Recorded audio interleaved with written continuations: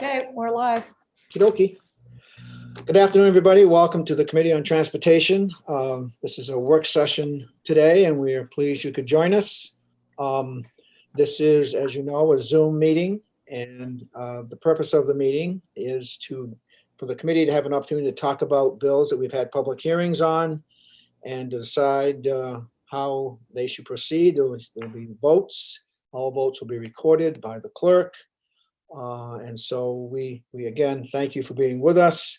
Remember that your mic when your mic is on, everyone can hear you, and which is something that we all want everybody to remember at all times.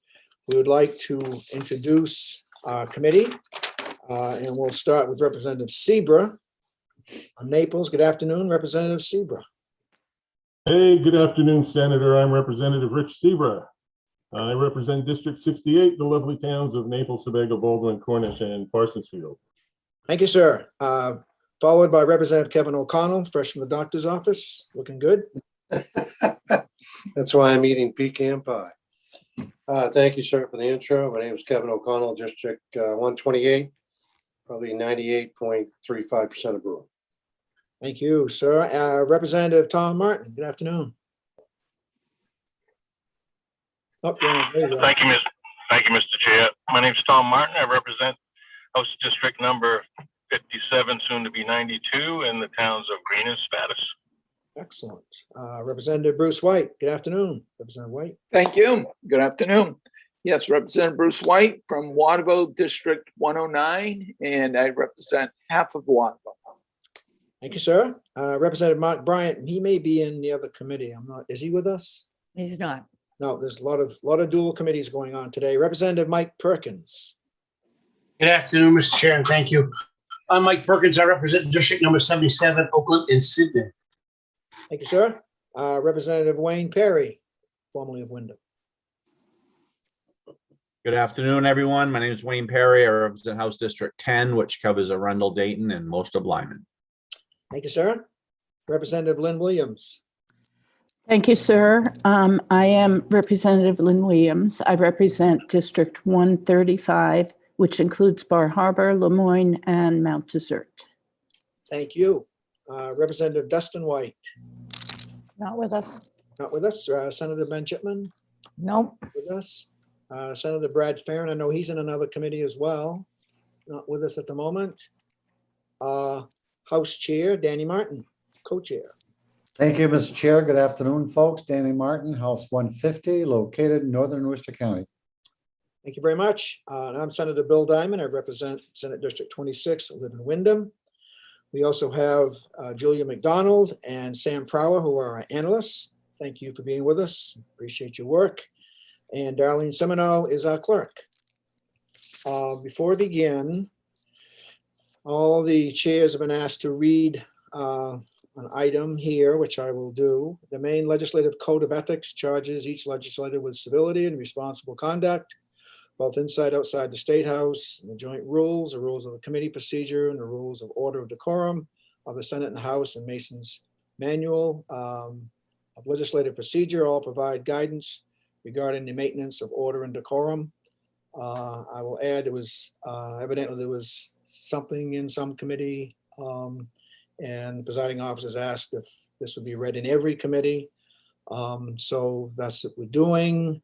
And remember, the committee is required to show respect for all times, that not to be disruptive, impugning motives, limit testimony at public hearings is the option of the chair. And that's pretty much it. So having done that, proud to say that it's not anything we've had to deal with ever since I've been on this committee. So that's all good. I think this is the order. We will have our work sessions, LD 1990, 1996, and then 284. We will review the Appropriations Committee report back on the general fund issues. That's 1995. And then we'll review language of 796, which is the catalytic converter language. So that will be our agenda for today, and therefore we will start with LD 1990, which is an act allowing electric powered school buses to have distinctively colored bumpers, wheels, and rub rails, presented by Representative Perkins. Would you like to take us through this, Sam? Thank you, Senator Diamond. Absolutely. I'm going to pull up my brief bill analysis on the screen for the committee. Here we go. Can you all see this? Yep, got it. So as the title for this bill suggests, this bill amends the laws governing school bus identifiers to allow electric-powered school buses to have bumpers, rub rails, and wheels in the colors originally painted by the original manufacturer. It also allows all school buses to display lettering from the original manufacturer and to have wheels and rub rails that are painted glossy black. Representative Perkins did submit an amendment on this bill that I'm happy to walk the committee through. I also sent it in the original email with the materials today. And the only other thing I really have to say on this bill is that I noticed the wording in section 3 is I think it could be clarified slightly. So if the committee moves forward with this proposal, I would just recommend I can do a clarity tweak for that. It was a little hard for me to understand what it was doing. And I'll stop there before I go on to the amendment from Representative Perkins to see if anyone has questions or if he'd like to say anything before I show it to the committee. No, thank you. Are there any questions at this point? Remember, there's an amendment coming that'll deal with it, but any questions of Sam or of Representative Perkins from members of the committee? I think we're all set, Sam. Okay, thank you. So moving forward, this was an amendment that I helped Representative Perkins put together for the bill. And what this amendment does is it allows a flashing green auxiliary light to be mounted on top of a public service vehicle. The committee will recall last year, we had a bill that allowed a flashing green auxiliary light to be mounted on top of a wrecker. And a public service vehicle, a wrecker is a category of public service vehicle, but it does not encompass all the public service vehicles. And this amendment makes it possible to put those lights on a public service vehicle. And one thing I will point out for the committee is that just like the bill last year that allowed this for wreckers, you will see this second sentence here. It restricts the use of that flashing green light to only when either assisting members of the public or law enforcement officers with disabled vehicles, or to remove debris from a roadway, or when constructing, maintaining, inspecting, or repairing utility infrastructure. And really what this sentence does is it clarifies that the light is allowed to be used when the vehicle is stationary and performing its duties, and not just whenever they're driving down the road. That's it. All right, thank you for that. Questions from the committee? Yes, Representative Danny Martin. Thank you, Mr. Chair. I wonder if we could ask Representative O'Connell to comment on the amendment to ensure that it does exactly what he wanted. Sure, we can do that. Representative O'Connell? Thank you very much.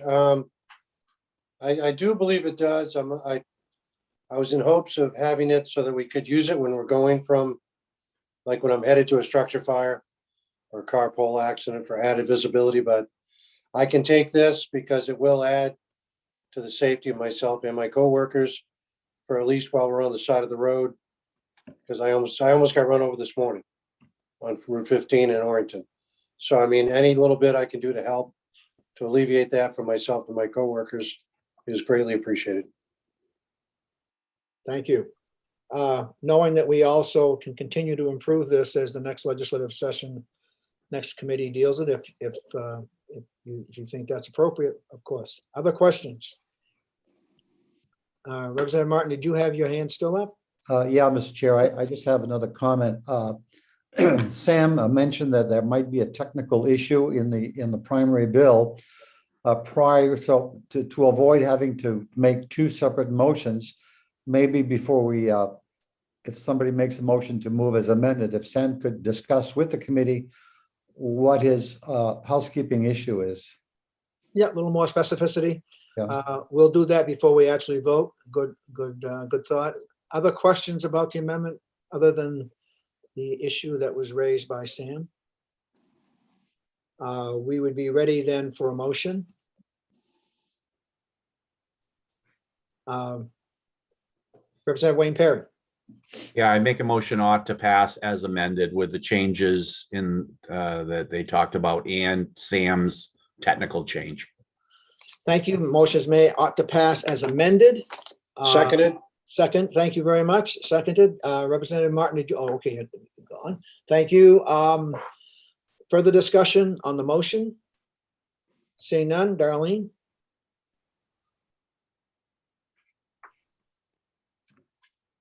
Senator Diamond, Yes. Representative Danny Martin, Yes. Senator Farren is absent, Representative Perkins, Yes. Representative Perry, Yes.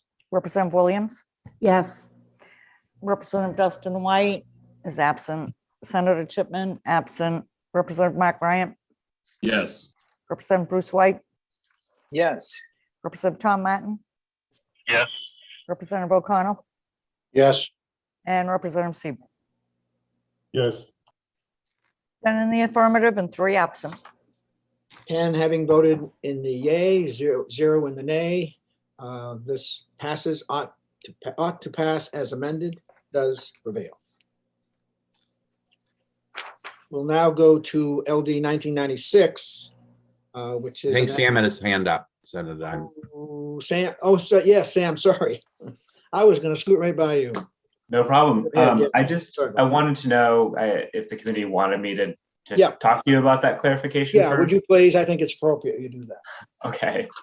I probably should have interjected before the vote, but if you have concerns, obviously, we can take care of them. But so this is the bill as printed. And you'll see in section 3, I think this is the piece that was dealing with bumpers that were painted a different color by the original manufacturer. And I really think the issue is here. You can't see the original lead-in, but we see that the statute says must have bumpers of glossy black unless painting is impracticable through the use of rubber, reflective material, or other devices. And then this says, or unless the bus is an electric-powered school bus and the bumpers were painted a different color by the original manufacturer. And I wasn't sure when I first read it if it was clear, and it might actually be clear enough, but I wanted to make sure that it was something, if it needed tweaking, just could be tweaked. Do you have a suggestion on how it could be? I think it's the question of whether we need both the or and the unless. So I will double check for you, and it may be fine. I was a little confused when I first read it, and I didn't want that to go unnoticed if it were an issue. So Excellent. Well, I think that's unless the committee has any questions on that piece, we can have. Yeah. Yeah, no, I think that's probably fine. Or, check with Lieutenant Scott to see how that affects the, any legal change or whatever, but I think there's no issue there. Anybody else have any comment about that? Thank you very much. Then we will proceed. Yes, thanks, Sam. Sorry, I left you out. No worries. Forward here. Okay, you want to take your.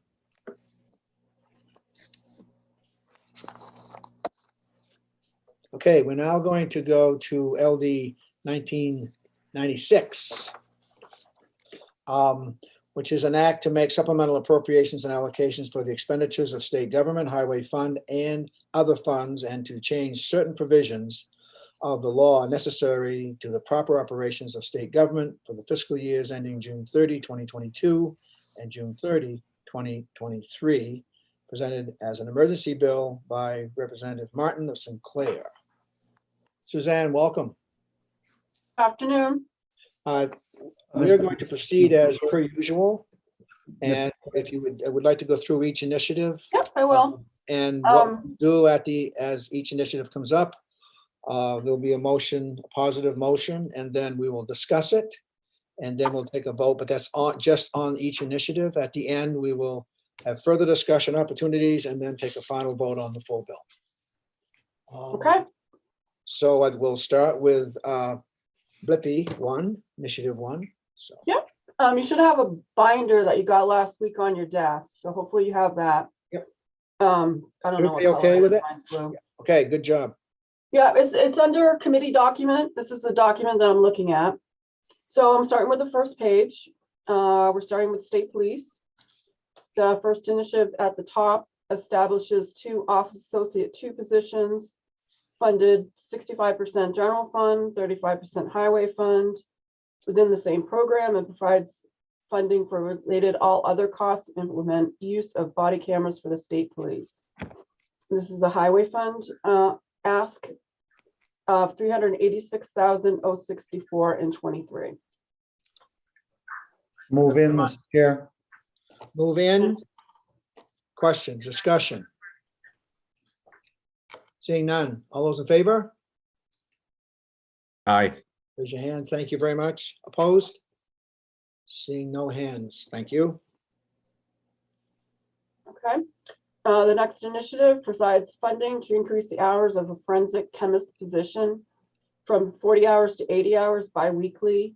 And this is a total cost of $23.90 in FY22 and $92.37 in 23 to the highway fund. Move in. Motion in. All right, discussion.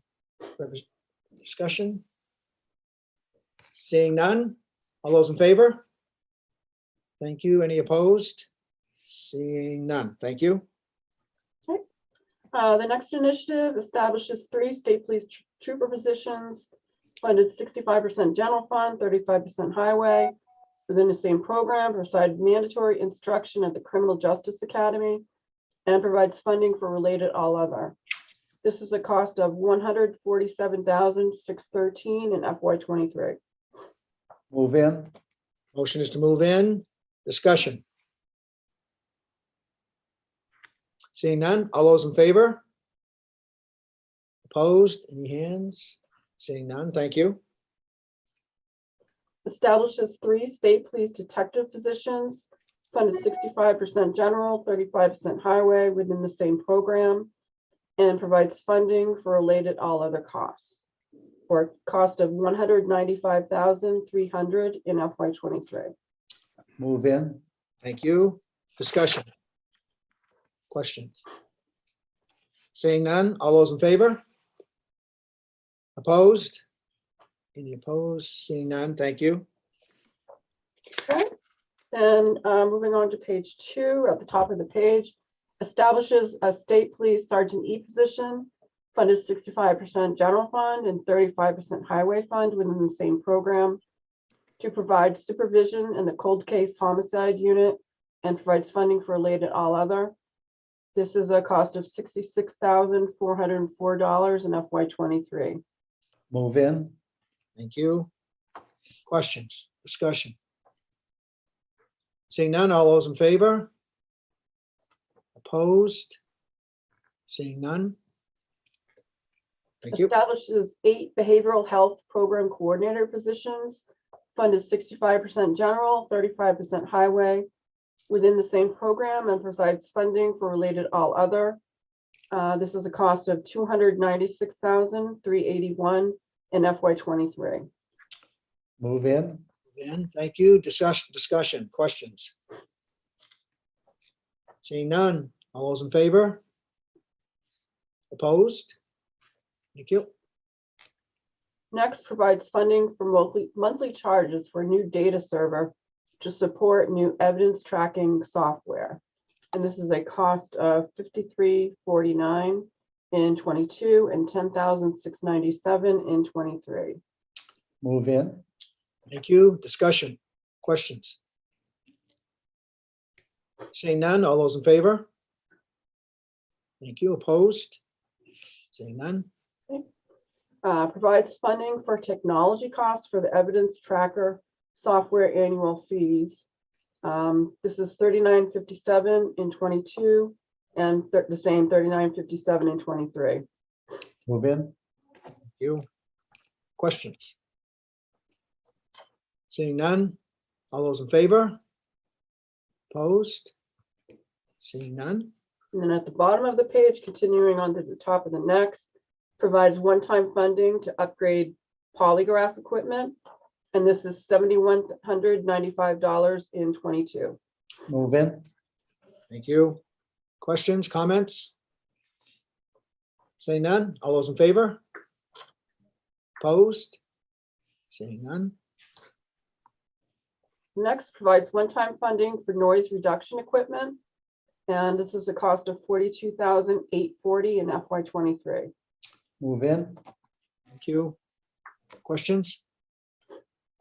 Seeing none? All those in favor? Opposed? Seeing none? Provides funding for increased technology costs for the Odyssey software system. And this is a cost of $11,153 in both years. Move in. Thank you. Questions, comments? Seeing none? All those in favor? Opposed? Okay, provides funding for technology costs related to a server, licenses, and yearly maintenance costs for the State Police Crime Lab. This is the cost of $9,963 in both years. Move in. Thank you. Questions? Seeing none? All those in favor?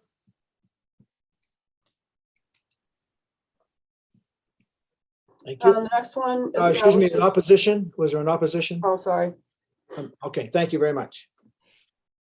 The next establishes one state police polygraph examiner position, funded 65% general fund and 35% highway fund within the same program, and provides funding for related all other costs.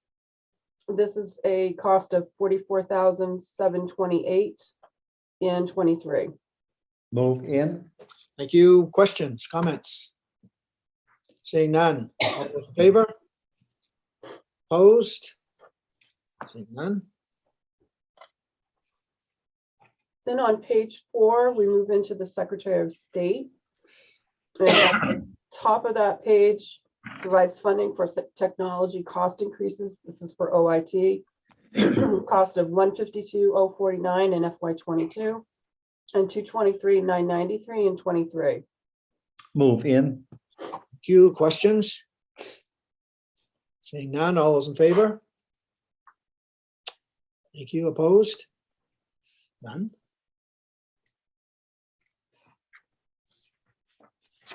Provides funding for meter postage increases. This is the cost of $3,780 in '22 and $15,119 in '23. Move in. Thank you. Thank you. Questions, comments? Seeing none. All those in favor? Opposed? Hand up. Thank you. Unanimous.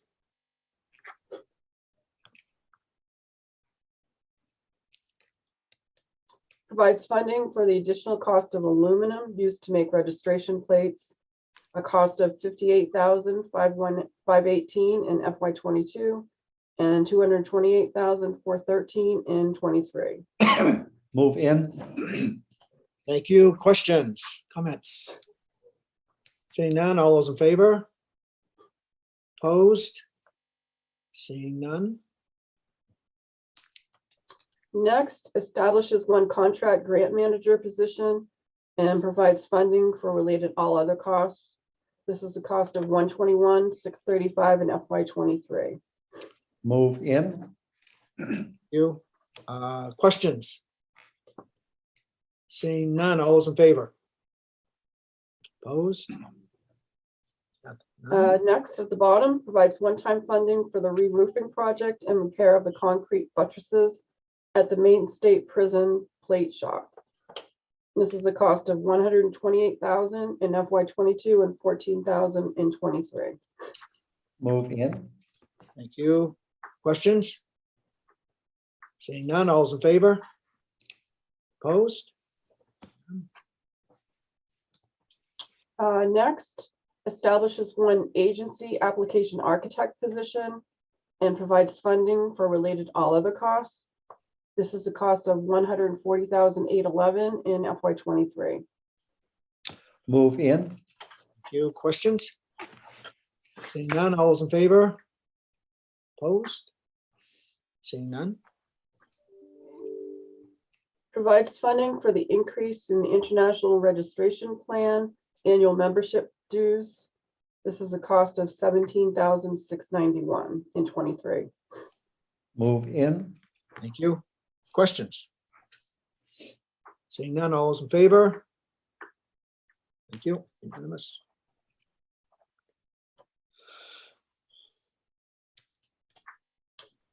Next, continues and makes permanent 6 customer rep, associate 2 motor vehicle positions. These positions were previously continued in Public Law 2021, Chapter 224. This is a cost of $7,866.23.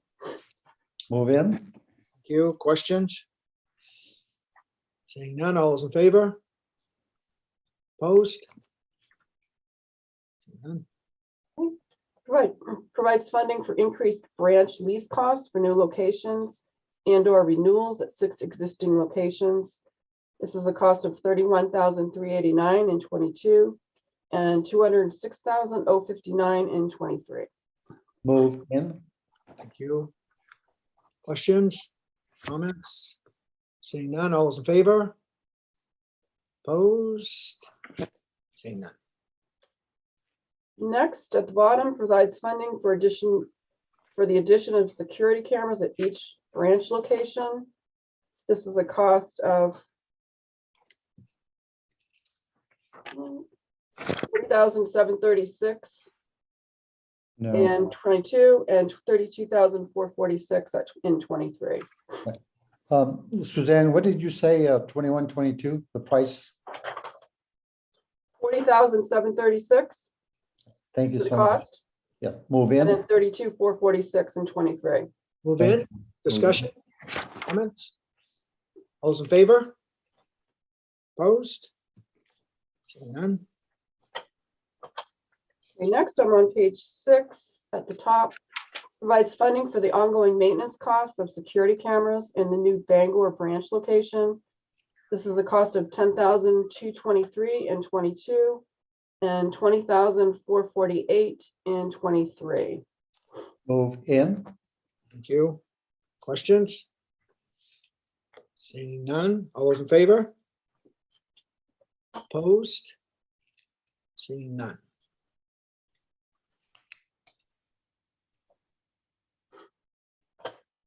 The next one provides funding for the ongoing software maintenance and customer messaging services from the online appointment booking solution purchased from current lobby management service provider. This is a cost of $17,660 in '22 and $20,988 in '23. Move in. Thank you. Questions? Seeing none. All those in favor? Opposed? The next initiative, there had been a request from the Secretary of State to make some changes to this. Do you want me to just tell you what it is on the paper, or do you want me to tell you what she had requested this initiative look like?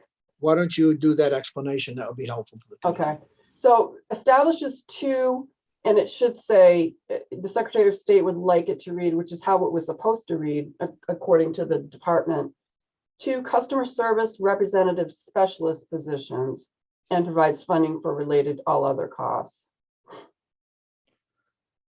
And does it change the price tag? Yeah, so the personal services would be $152,716, and the all other would be $28,833, for a total of $181,549 in FY '23, and that would increase over the previous initiative, which is on your document, by $5,248.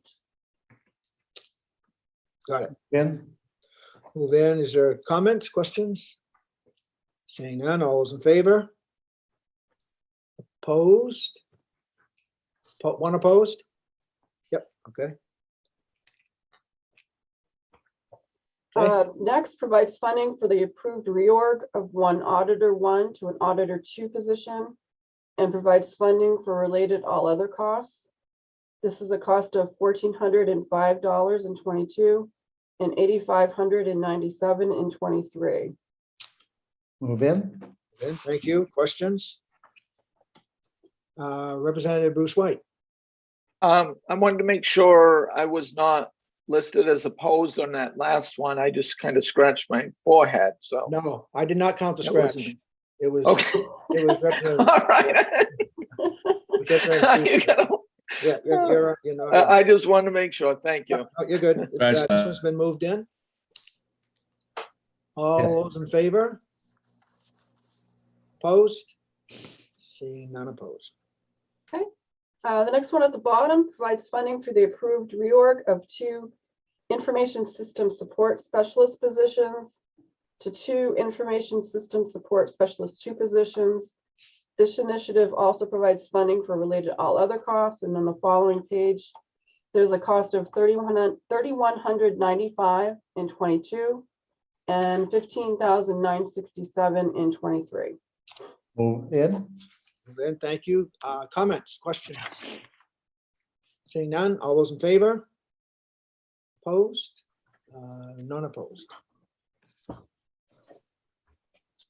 While we're in the Secretary of State, I don't know if you wanted to talk, this is about your bill, Senator Diamond, that is in, I think it's in judiciary. Oh, yes, yes, forgot about that. I don't remember what it is. Yeah, it's a bill that, Just confidentiality. well, it was a bill that was presented, I was asked to present it from the National Center for Missing and Exploited Children. Maine, like many states, has a statute protecting people who are the victims of people of those crimes, be it sexual assault or whatever it may be, and they can apply for, then the Secretary of State has a program that address confidentiality program is what it's called. Few people know about it. And we had a missing piece in our statute, and that's why I was asked after deadline to put the bill in. And what it does is includes children who are abducted. And it also includes sex trafficking, which was for some reason left out of the statutes that we already have. So that's the bill. That's what it does. It passed in judiciary, but it looked more like a highway fund expenditure because of the registration piece that goes with it.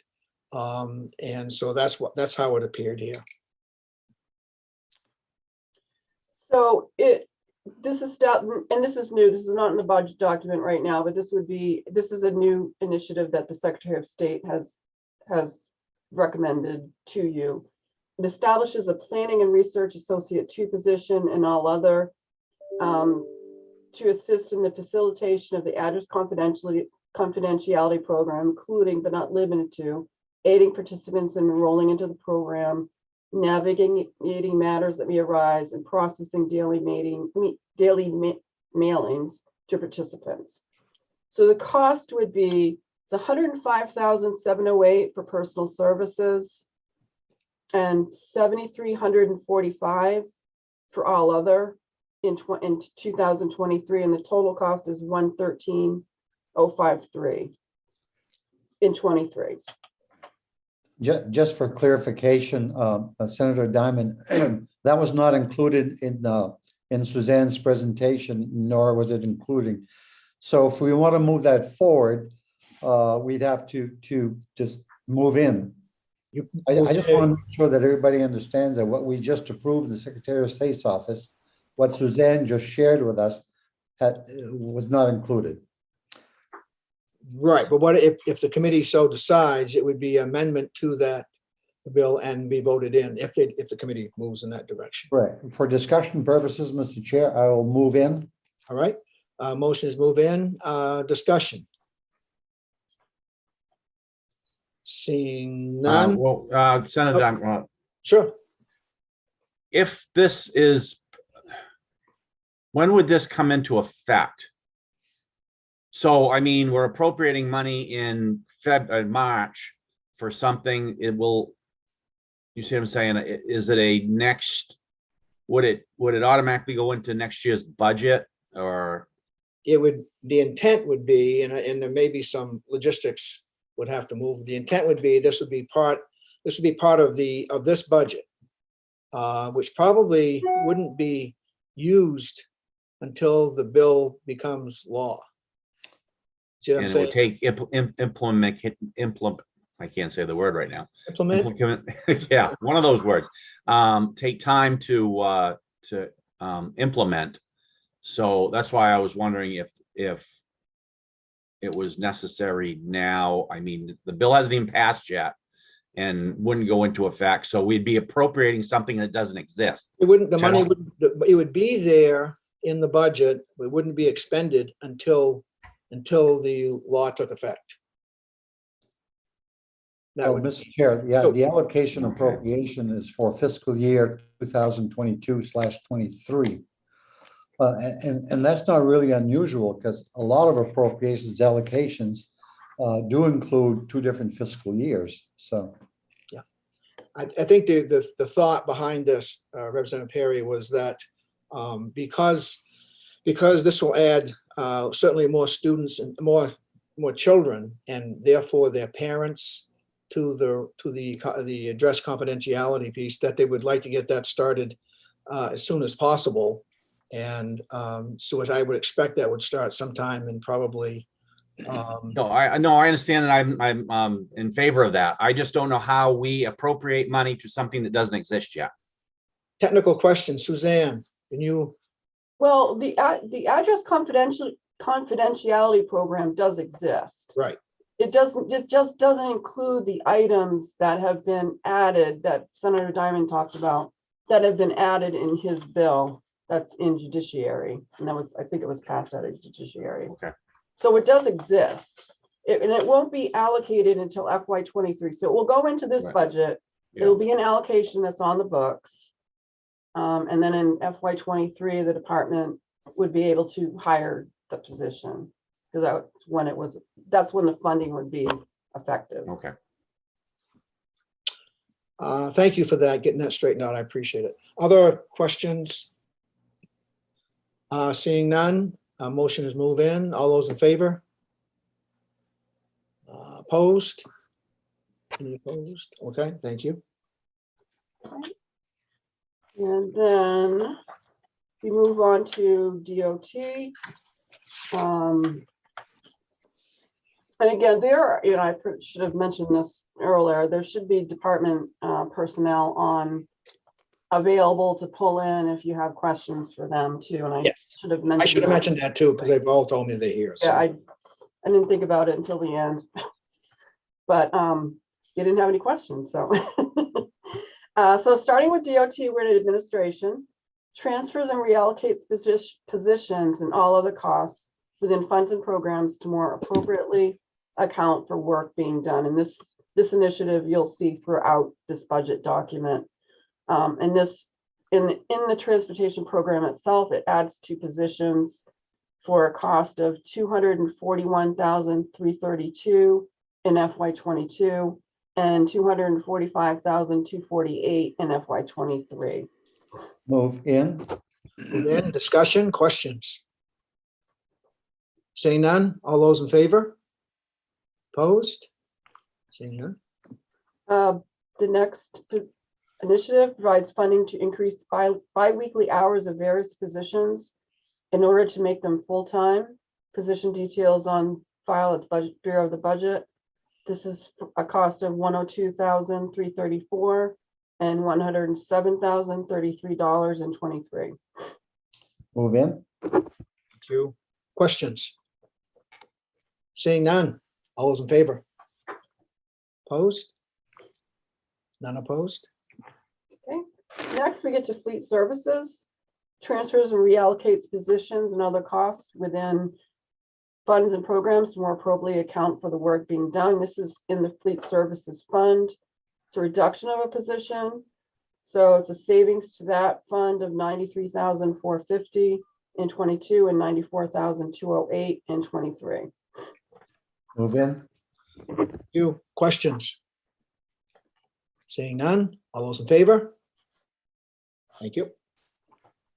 Opposed? Next, we're in the highway and bridge capital account. Transfers and reallocates positions, same thing as before. This adds 4 positions to this particular program for a cost of $189,141 in FY '22 and $194,591 in FY '23. Move in. Thank you. Questions, comments? Seeing none, all those in favor? Opposed? Unanimous. So, and for that same initiative, I should have said this as well. In the federal funds, there's a cost of $210,162 and $216,219 in the following year. And then other special revenue funds, there's a cost of $21,010 in '22 and $21,612 in '23 for that same initiative. Mr. Chair, when I made the motion to move in, that included those amounts? Yes. Another Motion or? That's exactly what it was. And does anybody have any extra question on that? Okay, we're all set. Thanks. Okay, next is still that same program, provides funding to increase bi-weekly hours of various positions in order to make them full-time. This is a highway fund cost of $71,929 in '22 and $74,865 in '23. Federal funds total of $79,919 in '22 and $83,173 in '23, and then other special revenue funds of $797,984 in '22 and $8,314 in '23. Move in. Thank you. Questions? Seeing none, all those in favor? Opposed? No opposed. Thank you. Next, at the bottom, provides funding to upgrade positions necessary to deliver capital work needs. Highway fund cost of $173,635 in '22 and $179,587 in '23. Federal funds cost of $192,918 in '22 and $199,549 in '23, and then other special revenue cost of $19,291 in '22 and $19,953 in '23. Which is the next Move page. in. Yep.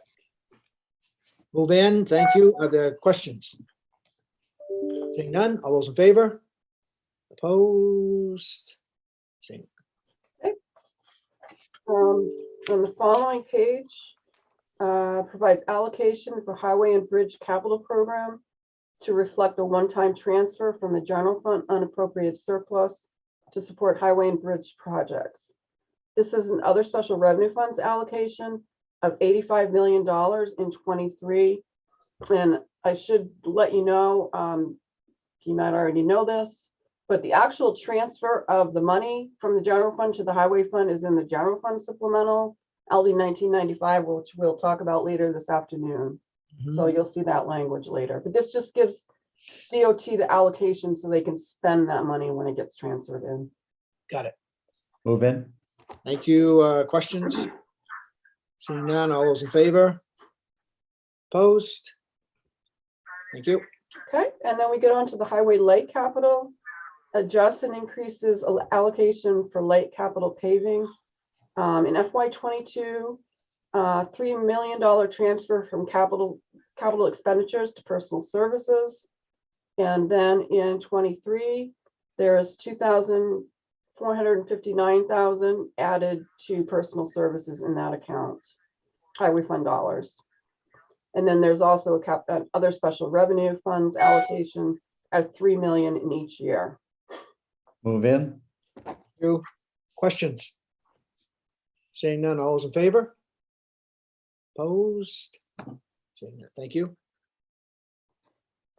Local road assistance, adjust funding for local road assistance at the correct proportion rate in accordance with the statute Title 23, Section 1803B. And this is a cost of $19,332 in '22 and $241,334 in '23. Move in. Thank you. Questions? Yes, Representative Perry? Oh, all those in favor? Opposed? Thank you. And next at the bottom, transfers and reallocates positions and other costs. This is a reduction of 7 positions. And we're in the maintenance and operations. This is a reduction of 7 positions in maintenance and operations. And for a savings to the highway fund of 664,884 in 22 and 684,720 in 23. Move in. Questions? Seeing none, all those in favor? Thank you.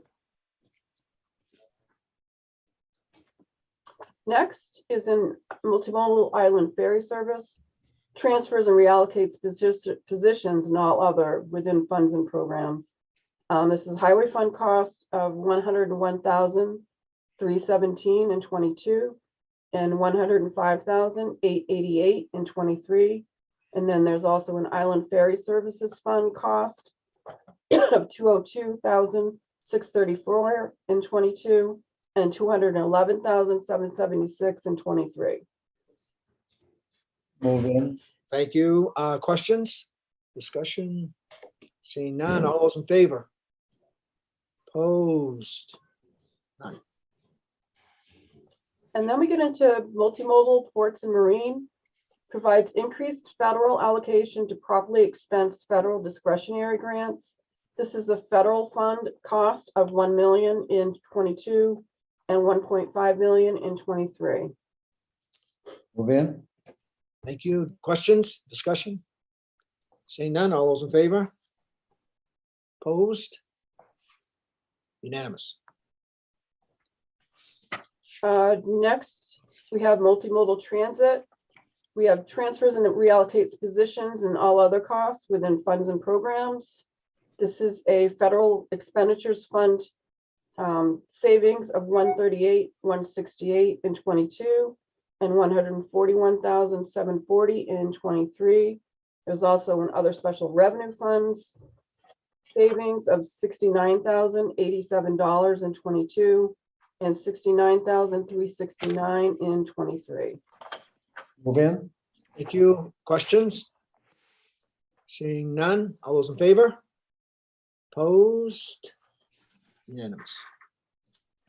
Multimodal transportation fund on page 12. Transfers and reallocates positions and all other costs. This is a other special revenue funds cost of 159,310 in 22 and 160,410 in 23. Move in. Thank you. Questions? Seeing none, all those in favor? Opposed? Thank you. And then we have provides allocation for multimodal transportation fund program to reflect a one-time transfer from the general fund unappropriated surplus to support multimodal transportation projects. This is another special revenue funds allocation of 15 million in FY23. And again, that actual transfer from the general fund to the highway fund is in 1995. General fund supplemental, which we'll talk about later. Pleased to accept the $15 million. Move in. Move in. Thank you. Questions? Seeing none, all those in favor? Opposed? Seeing none. The last item I have for you is a reorganization. It's in multimodal island ferry, provides funding for approved reorg of a public service manager 2 to a public service manager 3 and transfers all other to personal services to fund it. So the net cost to the Island Ferry Services Fund is 0 because they're using all other funding to cover the personal services cost for that position. Move in. Thank you. Questions? Seeing none, all those in favor? Opposed? Seeing none. And there's no language in this budget, so that's all that I have for you. Okay. I don't know if the what we'll do department is- has It was a anything. language sheet. Well, that's on the other one. That's on 95, I think. Correct. Representative Perry. Okay. Are there any questions? Well, first off, can we have a motion for the entire bill 1996? Representative Martin? I presented the bill, Mr. Chair. If someone other than myself could make the motion. I make a motion ought to pass as amended. Motion's made. I'll second it. Second. Discussion. Uh, Yes, Representative Martin? Mr. Chair, the motion was ought to pass as amended? Yes, because of Yeah. the amendment we put in with, I'm sorry, correct. Thank you. yep, further questions? Seeing none, Darlene? Senator Diamond, Yes. Representative Danny Martin, Yes, Senator Farren is still absent, Representative Perkins, Yes. Representative Perry, Yes. Representative Williams, Yes. Representative Dustin White is absent, Senator Chipman absent, Representative Bryant, Yes. Representative Bruce White, Yes. Representative Tom Martin, Yes. Representative O'Connell, Yes. and Representative Seabra. Yes. 10 in the affirmative, 0 in the negative, and 3 absent. The motion 10-0. The motion ought to pass as amended prevails. Okay, we move on to LD 284. Mr. Chair, did you want to do 1995 or while we're, Well, Suzanne, would that be easier for you if we do it right now? So you don't- Well, I just wanted to mention one more thing about 1996. Okay, If somebody would like to make a motion to exempt it from the highway table, then it doesn't get hung up to the end. of I make a course. motion to exempt it from the highway table. Motion's made to exempt. Is there a second? Second. Thank you very much. Discussion? Seeing none, all those in favor, please raise your hand. Opposed? Any opposition? It's unanimous. Thank you for that. We appreciate it. I think what we will do, I think it makes sense. Thank you, Representative Martin. I think it makes sense. That'll save Suzanne a little bit of time with us. Whatever you want to do. No, that's fine. It makes all kinds of sense. Okay. Now, is it the wish of the Representative Martin? Did you have a question? well, I just want to make sure that we all know what we're required to do here. This 1995 appeared before the Appropriations Committee. And I'm just wondering if any committee members has any questions, or do we just want to submit a letter to AFA that we concur, or what is the process? And Yeah, that's what I was going to say, and I thank you for bringing it up. What we were going to do is say is if there's anything, as people have had a chance to go through this, and you have questions, then now's the time. If you'd like to have us go through each initiative, we're more than happy to do that too. It pretty much comes down to what the committee would like. Anybody have any thoughts on this? Is it, this has had one hearing, of course. We had our representatives there, Representative Williams, Representative Bryant, Representative White. So tell me, anybody have any opposition to not going through it, or would you like to go through it just so you can see each one again? Any thoughts? So if we just send a letter to AFA reporting that we have no suggested changes. And We send a letter, or do we actually have to vote on our part here? Just a letter? It's just a letter. Okay, no. Yeah, we have no jurisdiction on the general. And I just made a quick look, and the language stuff was just the 85 million and the 15 million, so Excellent, good. no issue there. So, yes, Representative Martin. which the committee is truly pleased to accept the $100 million from the general fund. Motion is made that we send a letter to AFA concurring with it as it stands. And is there a second? Second. Second, thank you. Discussion? Seeing none, I'll, Darlene? Senator Diamond, Yes. Representative Danny Martin, Yes, Senator Farren is absent, Representative Perkins, Yes. Representative Perry, Yes, Representative Williams, Yes. Representative Dustin White is absent, Senator Chipman is absent, Representative Bryant.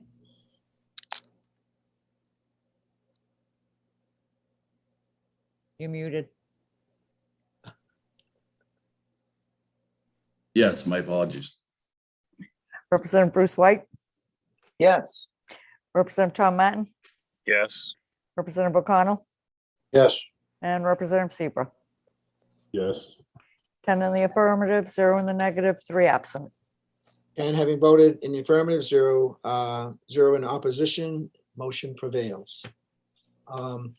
Suzanne, thank you. Anything else? I just want to say, just based on what you just did on the general fund budget, I'm going to put a letter together to AFA, and I will send it to the 2 chairs to approve Okay. and sign, or I'll sign for you, however we do it, and then we'll get that to the AFA and we'll be done with this. Okay. If anybody wants to see the letter, let Representative Martin and myself know. Well, I'll send one after the fact too, to Yeah, yeah. everybody. That's fine. Why don't you send them I mean, it's to gonna be pretty small. Yeah, we'll send it to why everybody. don't you send them to 2 Republican leads, please? Okay. Yep, I will. Okay. Thank you for that. Thank you again, Suzanne, Mhm, for your help. problem. We'll now go to LD 284, which is a resolve. As you know, we brought this off the highway table a few weeks ago. And it's a resolve to study Maine's motor vehicle inspection program.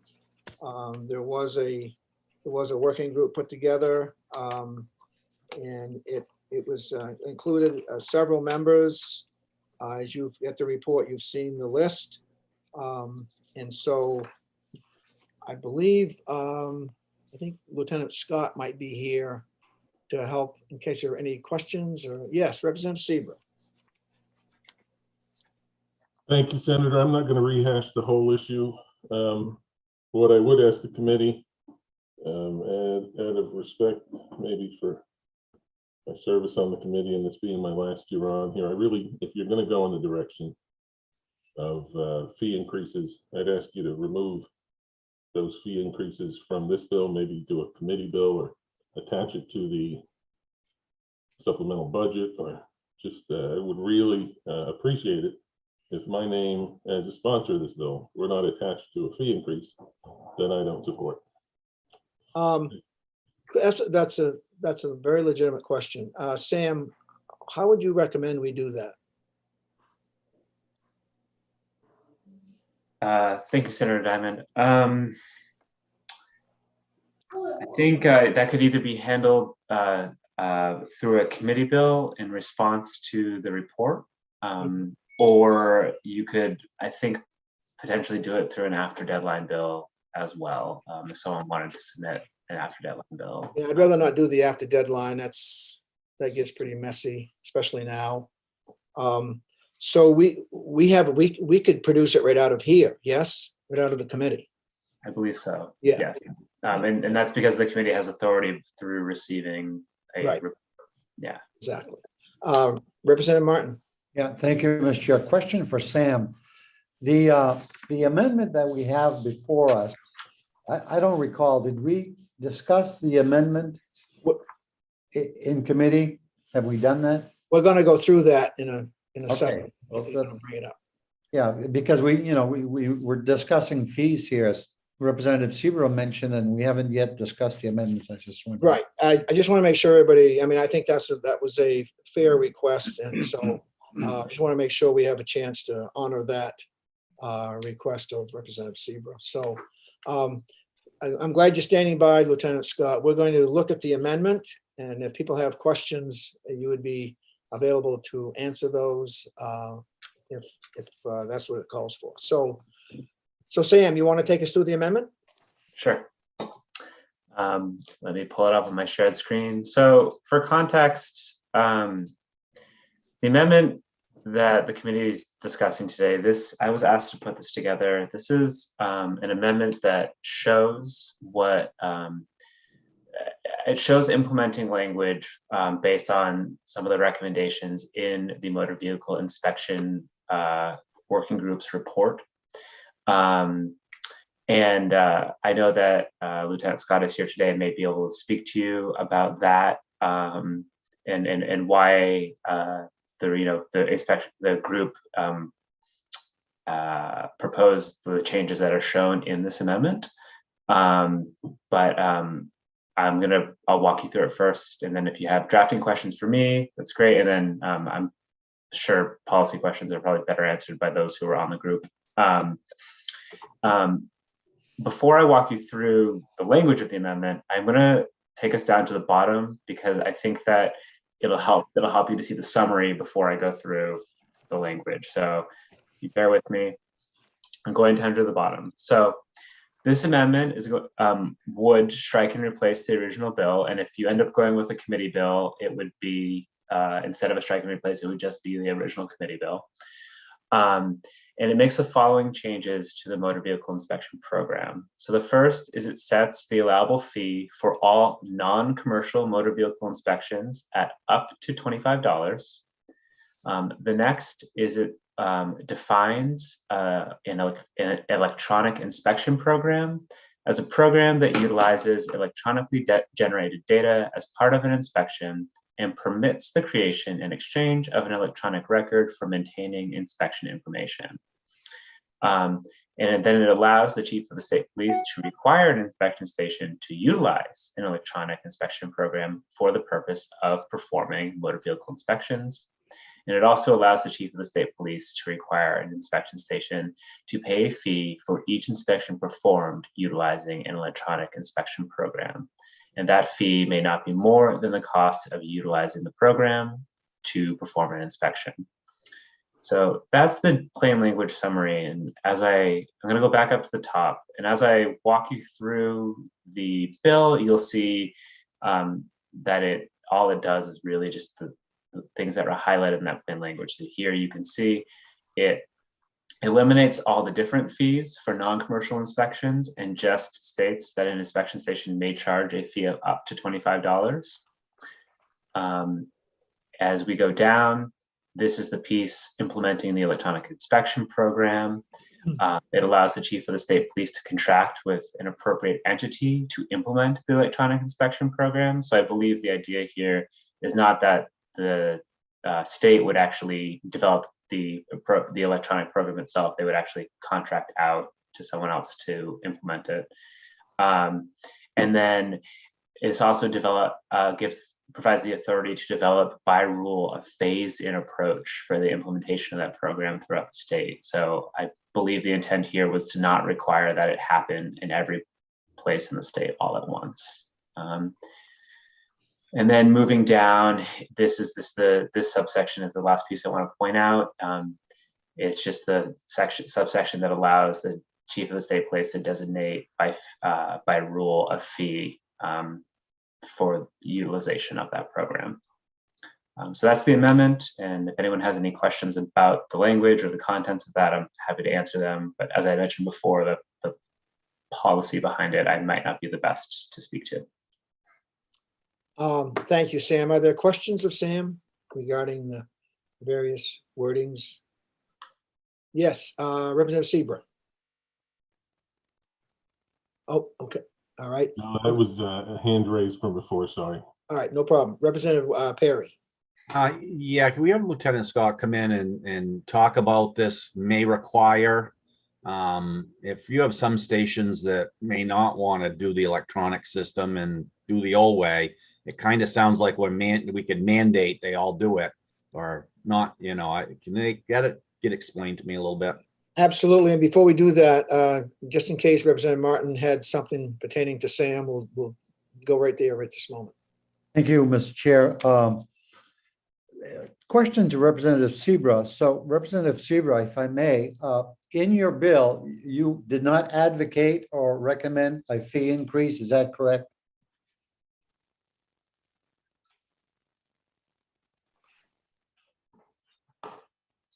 Representative Seabrook. Did you hear that? Was you able to hear Representative Martin?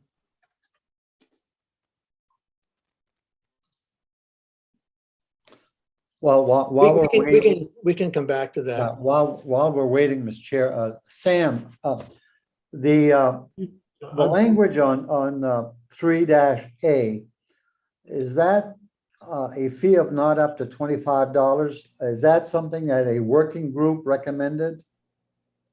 I mean, who came up with a $25? Lieutenant Scott can answer that one. I think that came out of that work group, Representative Martin. I think Lieutenant Scott did. Representative Seaver, did you hear the question? No, it's been all broken up for the last few minutes. Could you say it again? Yeah, Okay. yeah, no, Representative Seabrook, I asked the question, in your original bill, since you sponsored the bill, you did not advocate for a fee increase, is that correct? No, actually, this 284 was, I think the original title was an act to make it a 2-year inspection instead of a annual inspection. And I think there were some other vehicles and we decided to use this one. Excuse me, because I'm not sure, but no, there was no fee increase in the original bill. Yeah, thank you. Lieutenant Scott, you heard the question from Representative Perry. Could you respond to that and other questions that may come up? Yeah, sure. Good afternoon, Senator Diamond. So Representative Perry, that was the result of the working group. There were 10 of us that were involved in that. And essentially what we did was we had taken the information from those that are actually involved in performing inspections. And we asked them how much time it took to perform an inspection. And they had all agreed that it took approximately 30 minutes to perform the inspection as required by the state, and an additional 15 minutes or so for the administrative time. That would be including everything from showing defects to the customer or handling the paperwork during and after the inspection, mailing in stub sheets, ordering new inspection stickers, and so on and so forth. So then the 5 entities that were involved in performing inspections provided us their hourly rate. Their hourly rate averaged $86 per hour. 45 minutes of that was $64.50. So the actual costs, according to this group, would be about $64.50 to perform the inspection. But this group also realized that it's a compulsory process to require the citizens of Maine to have their vehicles inspected. And the last thing that they wanted was to create a fee that seemed exorbitant and unreasonable. Oh, I don't agree with the fee part. I'm talking about the chief of police mandating that stations do this. Oh, my apologies. Lieutenant Scott, I was the one that asked the question on the fee, and thank you for the response. Okay, you're welcome, sir. So are we all set with the fee and you'd like me to move on? Yeah, I think that answered, I think what Representative Perry wanted to know, was this going to be mandatory? Is that correct, Representative Perry? Thank you for that clarification, Representative Perry. So the goal would be eventually to have it mandatory, to leverage the technology and to use electronic inspections would make the most sense if it was in its entirety. Similar to like the Maine crash reporting system that started in 2009. It was a voluntary program at first. Because it was so successful and it met all of the standards and requirements that were necessary, within a few years it became necessary for all agencies to contribute to that one system. So that would be my vision.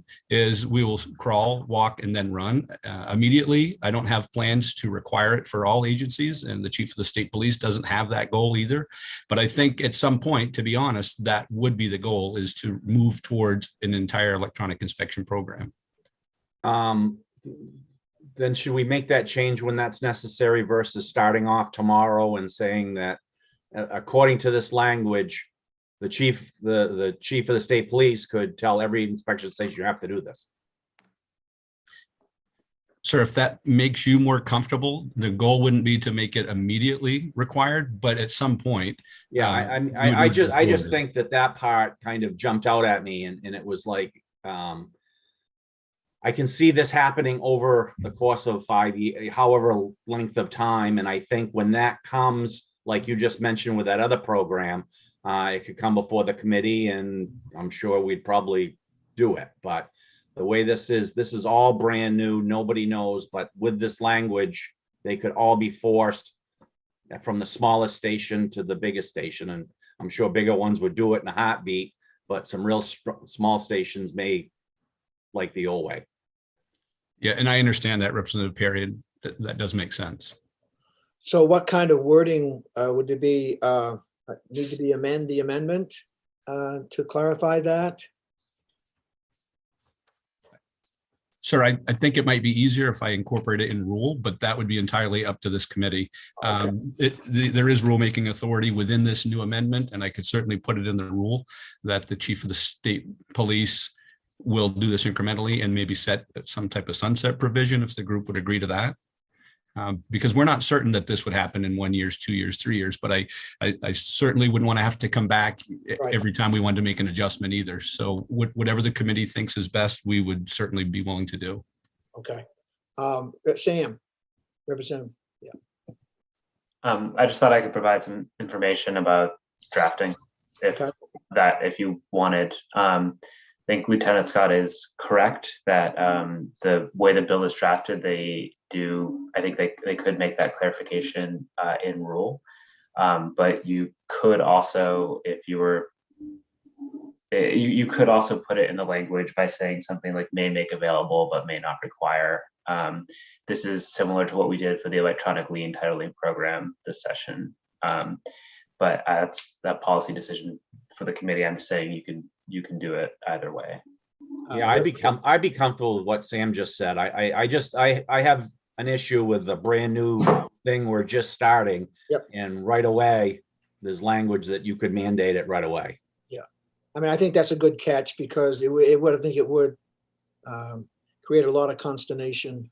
We'd be getting a lot of phone calls from dealerships right away. Right. Representative Danny Martin?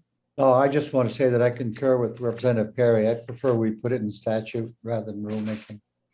Representative Seabrook?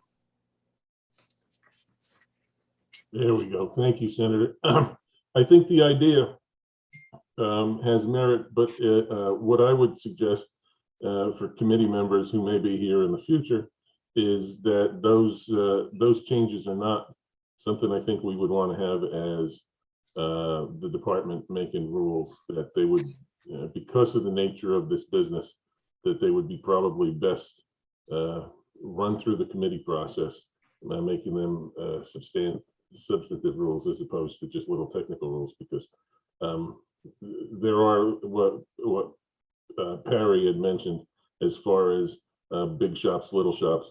We don't want to put this. We don't want to put the state in the position of, really putting a crunch on anybody and having no legislative oversight. So I think that going forward, it's probably a good idea, this electronic thing, but definitely with plenty of legislative oversight to make sure we don't corner the market, so to speak. That seems to make sense. I mean, I thank you both, Lieutenant Scott, for offering, and I think Sam, I think it sounds like the committee seems to be in agreement. Anybody would rather not have it just changed at the amendment level? Okay, so any other questions? Yes, Sam. Yeah, I just wanted to clarify because Representative Sieber brought up an option that I hadn't. That's slightly different than what I had said. You could also, as he mentioned, make have the department's rules be major substantive rules, and that way you have committee review over them. So that's different than saying, may make available but may not require in the actual statute. You could actually just leave the amendment the way it is and then clarify that they're major substantive rules, and then the committee would be able to, approve or disapprove or change the department's rules at the committee review stage. So those are two separate options that both achieve the same. Yeah, I didn't interpret it that way, but maybe we should get some clarification. Representative Perry. Yeah, no, we need to make it that it's not required yet. And when down the road, 2 years, 4 years, whenever, the state police can come forward and bring a bill forward or put it in wherever, and we can change it then. If it comes to that point. I just don't like the requirement language. And I think what Sam said, implement but not require, I think is fine, or the words that he uses is fine by me. Right. Representative Danny Martin. Thank you, Mr. Chair. The issue before us is whether we put it in rulemaking or amend it per Sam's suggestion, amend this bill here. And I think the preference was to have it in the statute rather than rulemaking. Now, when Representative Sebra started discussing it, he talked about rulemaking, one option versus the other. So again, the issue before us is whether or not we put it in statute. And I totally concur with Representative Perry that it ought to be in statute. Right. Let me ask Representative Seaver, because I think I might have misinterpreted your most recent comments. Would you be comfortable if it's in, have it, Sam, just put the amendment in and it's in the statute as the way he described it? I don't think there's a problem with that. I'm really addressing what Major Scott was talking about as far as, the future changes to this as things progress. Those items I really think need to come back to the legislature and not be just left to technical rulemaking. Yeah, that's right. And that's, if we follow the procedure or the suggestion from Sam, that would require legislative, some action. Yeah, sounds good. Other questions on the amendment?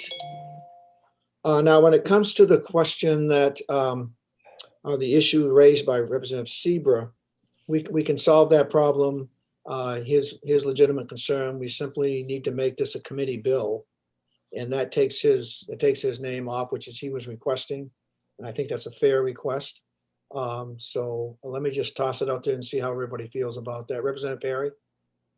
Yeah, no, I was just gonna mention that myself. I was gonna make the motion to ought to pass as amended as a committee bill with those changes that Sam mentioned about not requiring language. And I would second that motion, Mr. Chair. Thank you very much. This motion's been made and seconded. Sam? So I just wanted to mention about the process for doing this.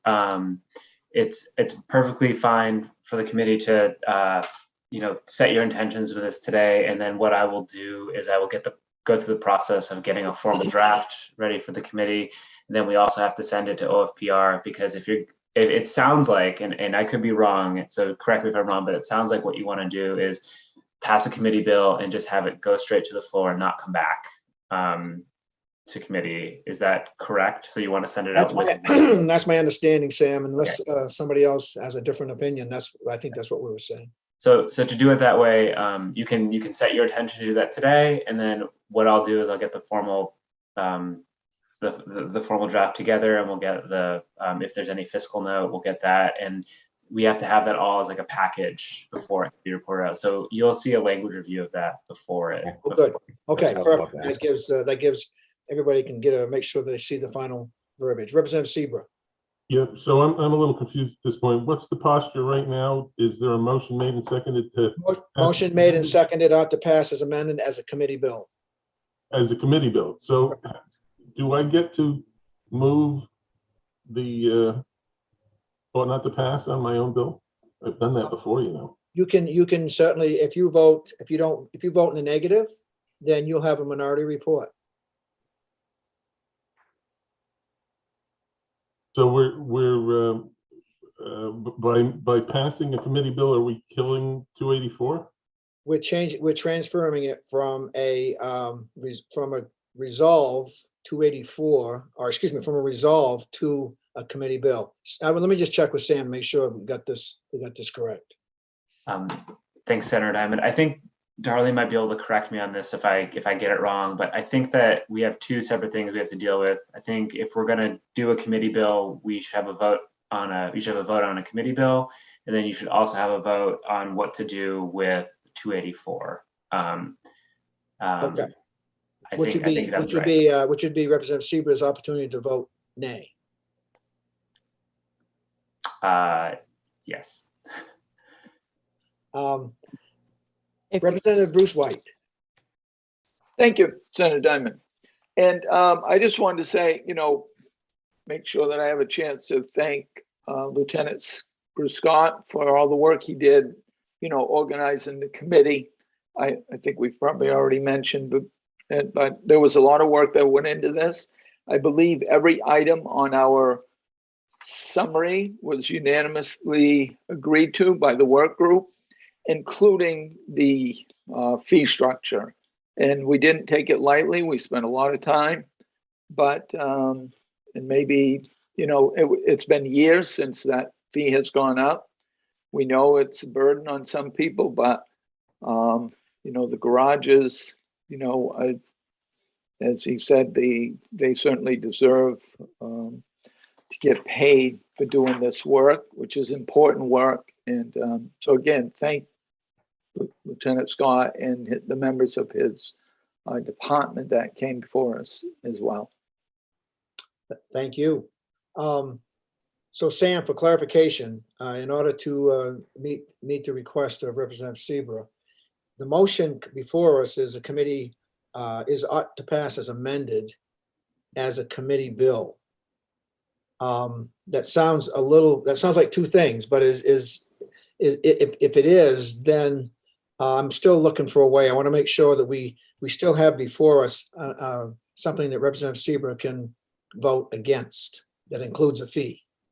Okay, so I think the way you'll want to do this is you'll want to have a vote first on what you do with LD 284. So if you're going to use a committee bill as the vehicle for this proposed language, that will be the one that you're voting, and you're voting out as a committee, and then you'll also separately have a vote on what you do with the current LD 284. So if you don't, as a committee, want to have LD 284 be a bill with a fee increase, I think you would dispose of LD 284, and then you would have a separate vote on what the committee bill should be. And that wouldn't, in this case, be ought to pass as amended. That would just be, the committee votes to report out a bill that does what was in the proposed amendment.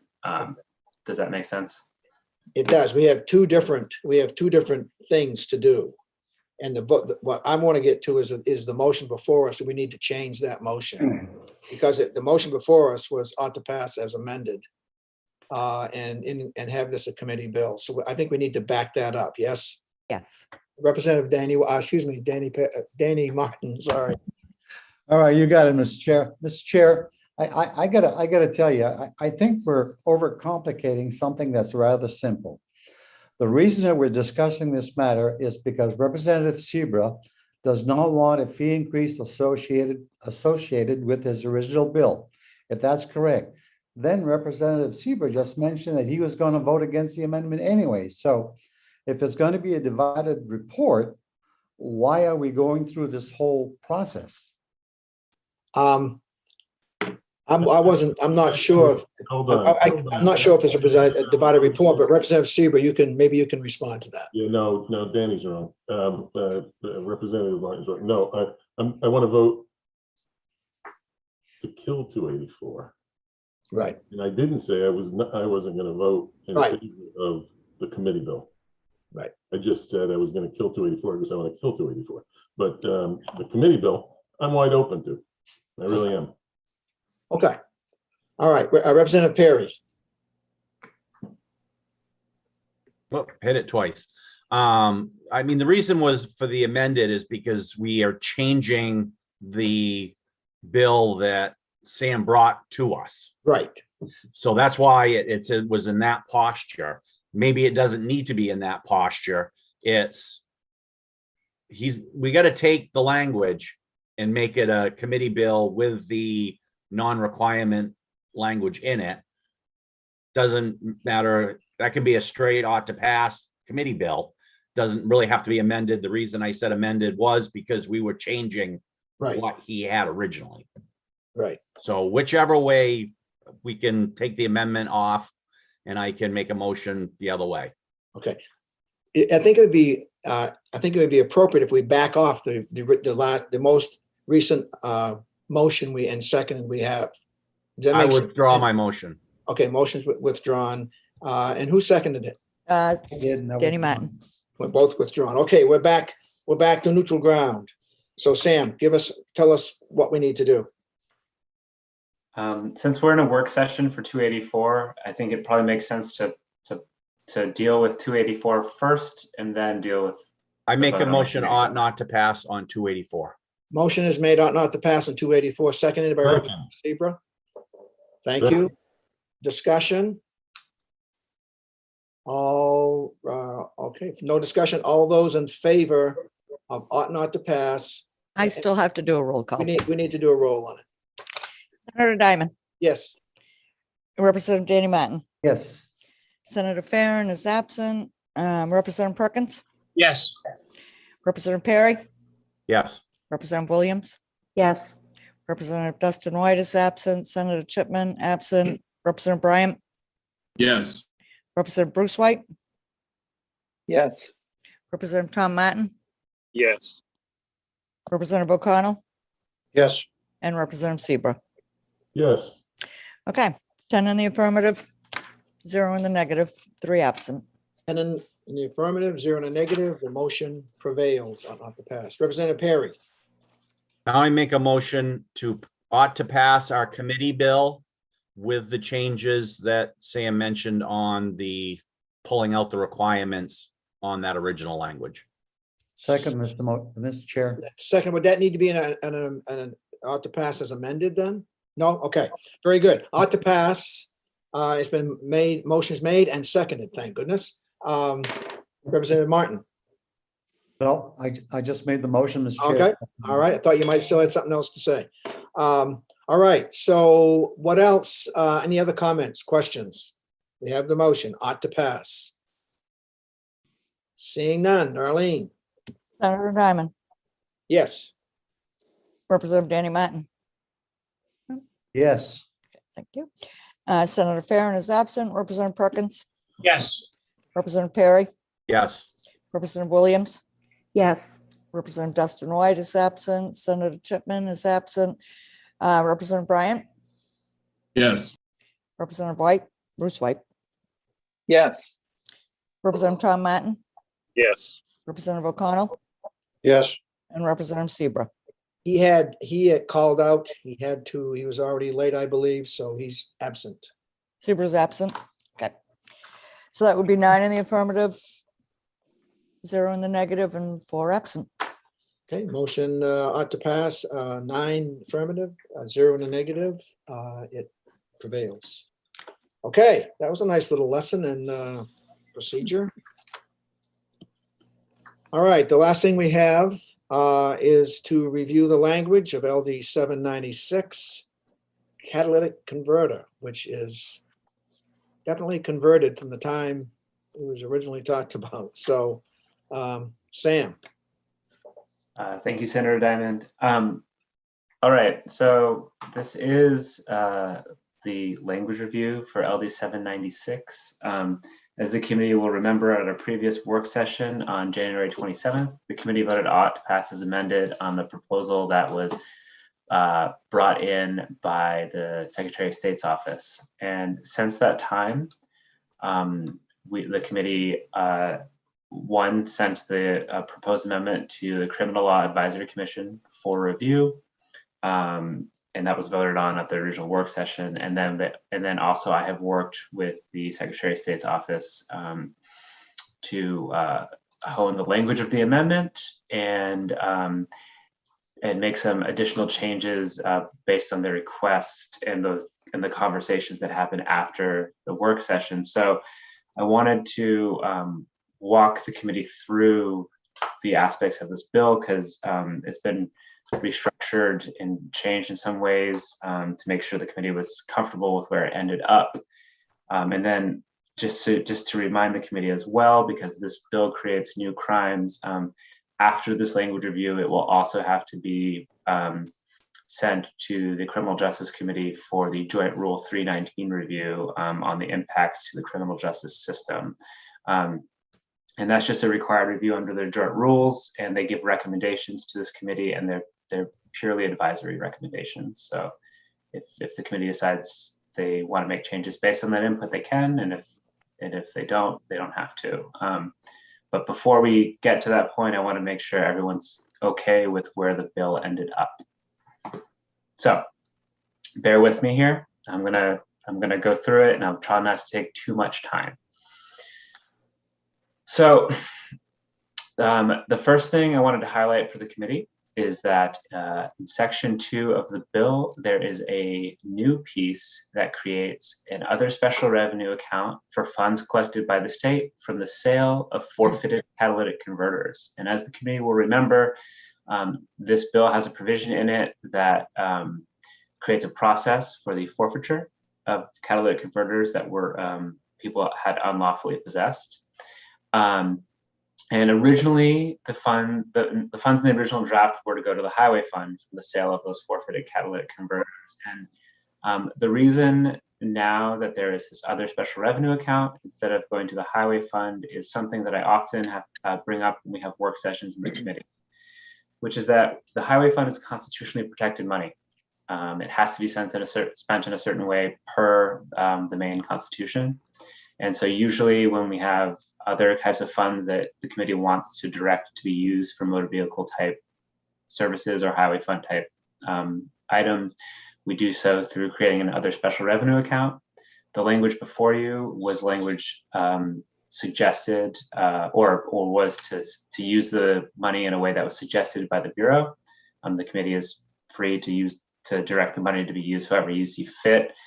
What I did provide you is a link to the law where we did this last time for the hands-free law. We created a supplemental transportation fund for fines from the hands-free law. So if you want to go look at that and compare it to this language, that's there for you. Moving forward, I highlighted each section of the bill to basically give you a quick summary of what each section does. And I'm not going to read all the language but I will answer any questions you might have while we walk through it. So just use the raise hand function if you need to ask me a question. So on section 3 of the bill, this is the part of the bill that requires all auto dealers in the state to engrave the VIN number on the catalytic converter for every motor vehicle that is sold by the dealer. So that's in section 3, and that's done by this language here in paragraph C. So every auto dealer is going to be required to engrave the vehicle VIN number on the catalytic converter on which to which the vehicle is attached. Moving down, in Title 29A, we have the new section 1114 governing the sale, purchase, removal, transport, and disposal of catalytic converters that have been removed from motor vehicles. Subsection 1 lays out the requirements of when a catalytic converter is removed from a motor vehicle, how it must be marked. We have a separate, here there's a separate requirement for a licensed recycler versus a person who is not a recycler. So paragraph A is about licensed recyclers, paragraph B is about people who are not. Moving forward, subsections 2, 3, and 4 of the bill outline the only exceptions to this requirement. So subsection 2 is it creates an exception for if a person is not able to identify the VIN number of the vehicle from which the catalytic converter is removed, or the catalytic converter is too damaged to mark in a manner that is permanent and legible. And there's a process connected to the subsection under subsection 13 of the bill, by which the person will be able to submit an application to the Secretary of State for a new number and a new manner through which to mark the catalytic converter. And we'll get to that as we go down in the bill. Moving forward, subsection 3 creates a narrow carve out for a person who's engaged in the repair or maintenance of a motor vehicle where they must temporarily remove the catalytic converter in order to complete that maintenance or repair. So this came up in the conversations about the impacts of the bill, about whether auto mechanics, every time they remove the catalytic converter, are going to have to mark it. And this is a narrow carve out so that if they're going to just remove it temporarily and then put it back on the car, they don't have to mark the catalytic converter in that instance. And then subsection 4 just outlines a separate kind of marking requirement if a recycler is going to remove a catalytic converter from a motor vehicle for the purpose of final disposal, which is going to be, its final disposal is defined under subsection 7 of the bill, and I'll show it to you when we get there. Moving forward, this bill also contains a prohibition on the purchase or sale of a catalytic converter. And this is it's broken up into different categories. So a person who is not a recycler is not going to be allowed, a person who is not licensed as a recycler is not going to be allowed to operate a business that deals in the purchase of catalytic converters. A person who is not a recycler is not going to be able to purchase a catalytic converter that has been removed from a motor vehicle. And just to pause here for the committee, that's a key distinction that you'll see throughout the bill. If someone needs to purchase a brand new catalytic converter, that is going to be different than one that is removed from a motor vehicle. So this framework governs a catalytic converter that's been removed from a motor vehicle. And then paragraph C is the paragraph that applies to a person who's not a recycler. And it's basically requiring that they're only allowed to sell catalytic converters to a recycler, and that they're going to have to be properly marked in accordance with the requirements of this bill. Sorry, was there a question? Are there questions as we go along? Please be sure to bring it up. So that would require then, you have to be a recycler by all practical means, yes? To purchase a catalytic converter that's been removed, yes, you're going to have to be a recycler to do that. Okay. Everybody got that? All right. Okay. Moving forward, subsection 6 outlines the provisions that are applicable to recyclers when they purchase or sell catalytic converters. So I won't read you through every single one of these, but if all the committee members have a copy, so if you have a question, please let me know. And also take note that violation of each of these provisions has a separate crime associated with it.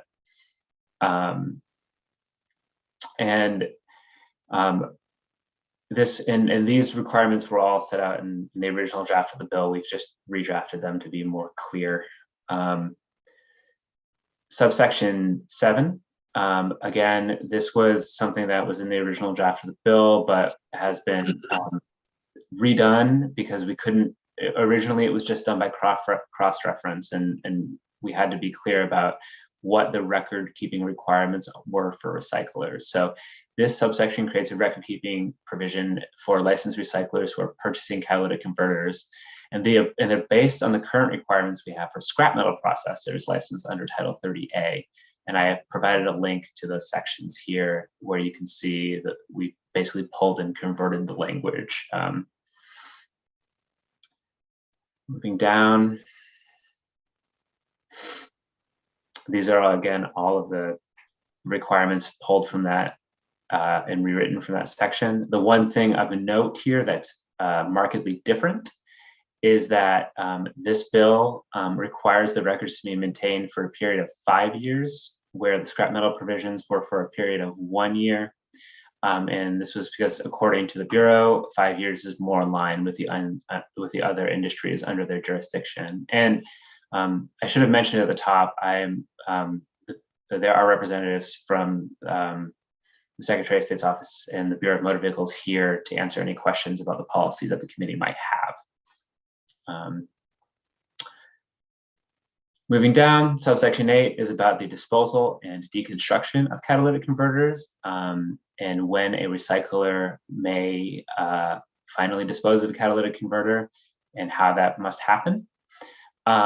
You'll see here, we define at the bottom, for the purpose of this section, final disposal means disposal or deconstruction of a catalytic converter in a manner that ensures the catalytic converter will not be sold or reused as a catalytic converter following the disposal or destruction. So this just is making it clear that when it's been marked for final disposal, it's not going back on the market or to be reattached to a motor vehicle. Moving down, subsection 10 is about transportation, and this is something that has changed a little bit from the original draft. So this subsection sets the requirements for persons who transport catalytic converters, and as you'll see, it requires that basically you can't transport them unless they're marked in accordance with the provisions in this bill. And there are criminal provisions for transporting unmarked catalytic converters. The important thing to note about how this has changed from the original draft is that in conversations with the department and in response to input we received from the Criminal Law Advisory Commission and the AG's office, there are two significant changes here. The first is that there is this was originally a strict liability crime, and now it says a person may not knowingly transport a catalytic converter that has been removed from a motor vehicle unless it's been properly marked. And there were reasons for this, that can be spoken to by both either by the department or the AG's office, but there was some concern about if a person basically didn't know that the average person, not someone who's operating on the black market or a recycler, didn't know that they were transporting an unmarked catalytic converter, either because they failed to identify that it was a catalytic converter, or if if for some other reason. So that was added in there. And the other thing that was changed here is originally this provision required that a person transporting a catalytic converter that's been removed from a motor vehicle must, at the request of a law enforcement officer, basically allow a search of their vehicle when they're requested. That provision raised some Fourth Amendment concerns about the bill, and because of that, that provision, that required search provision, was removed. Again, there's someone from the AG's office who can speak to that and how that might or might not impact enforcement. But I wanted to know that for the committee, that was a section that was flagged as potentially constitutionally problematic, and it has been changed in response to those concerns. So moving forward, you'll see there's a crime. This bill creates a crime for misrepresentation, basically marking a catalytic converter with a VIN that a person has a reason to know is not the VIN of the vehicle from which the catalytic converter is removed. It also creates crimes for unlawful possession, that a person may not knowingly possess a catalytic converter that's been removed from a motor vehicle unless it's properly marked. And it's important here, there is a provision here at the bottom, and in association with paragraph B, that basically says if you have to apply to the Secretary of State to get a new identification number because you can't identify the number from which of the vehicle from which the catalytic converter was removed, this is creating space for that, so you're not committing a crime in the meantime. There is a question I had here for the committee that you might want to think about just with this amendment of how does the average person know that this is required or that they even have a catalytic converter to begin with? I think, in terms of the recyclers, it's pretty clear they're going to know what they're dealing with when they deal with auto parts. But the average person may not know what a catalytic converter looks like. And there was an example brought up in the conversations about, I think it's a pretty good example. Let's say that someone were to buy a house and it has a barn full of junk or a basement full of junk, and in that there is a catalytic converter that was removed from a motor vehicle, and a person doesn't know where it came from or even know that it's a catalytic converter. The knowingly provision here and also the process created under subsection 13 are kind of made to address that situation. But you might consider that you might consider having the department do something like to make it known to the average person that they actually have to request these markings or help them identify catalytic converters, because nothing in the bill currently does that. Moving forward, this paragraph here has a self-repeal date, and all this paragraph does is it makes it clear that a person is not committing a crime under this section until the Secretary of State has actually adopted rules necessary to implement subsection 13, which is allowing people to apply for an identification number. November 1st, 2022 was chosen as a placeholder date. I don't know how much time the department actually needs to adopt rules. They might need more time, So if the committee is going to move forward with this, I plan to talk to them more about what date makes sense. But basically, this is requiring, you'll see it at the lower in the draft. This piece is requiring the department to adopt rules by a certain date. And once that date is passed, it's, everyone's going to have to, basically apply for an identification number under those provisions. So moving forward, again, we have this bill creates a crime for defacing the markings on the catalytic converter. And then there's another crime for a person who either has an unmarked catalytic converter or has defaced markings on a catalytic converter. And if that person at the time of the violation has a prior conviction, and actually should have updated this should be subsections 10 or 11, not 8 or 9. But if someone has a prior conviction for violating those subsections that is less than 5 years old, they've now committed a Class C crime rather than a Class D crime.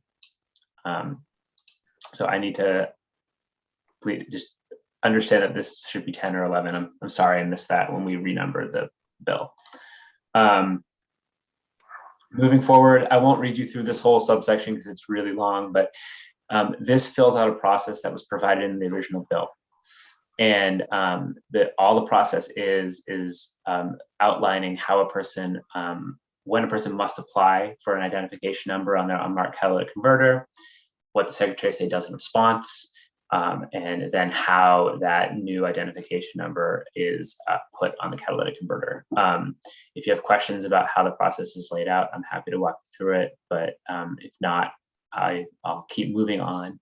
The one note I had for the committee here as well is the bill doesn't explicitly say what happens if the Secretary of State determines that the possession is unlawful through this process. So basically, if a person applies for an identification number through this process and they're not able to prove that they're the lawful owner of the catalytic converter, I don't know what the implications are there, and the bill doesn't really speak to it. And there is a potential that, if a person, again, in that barn example, bought the house, but they don't really have any record tying themselves to the catalytic converter they found in the barn,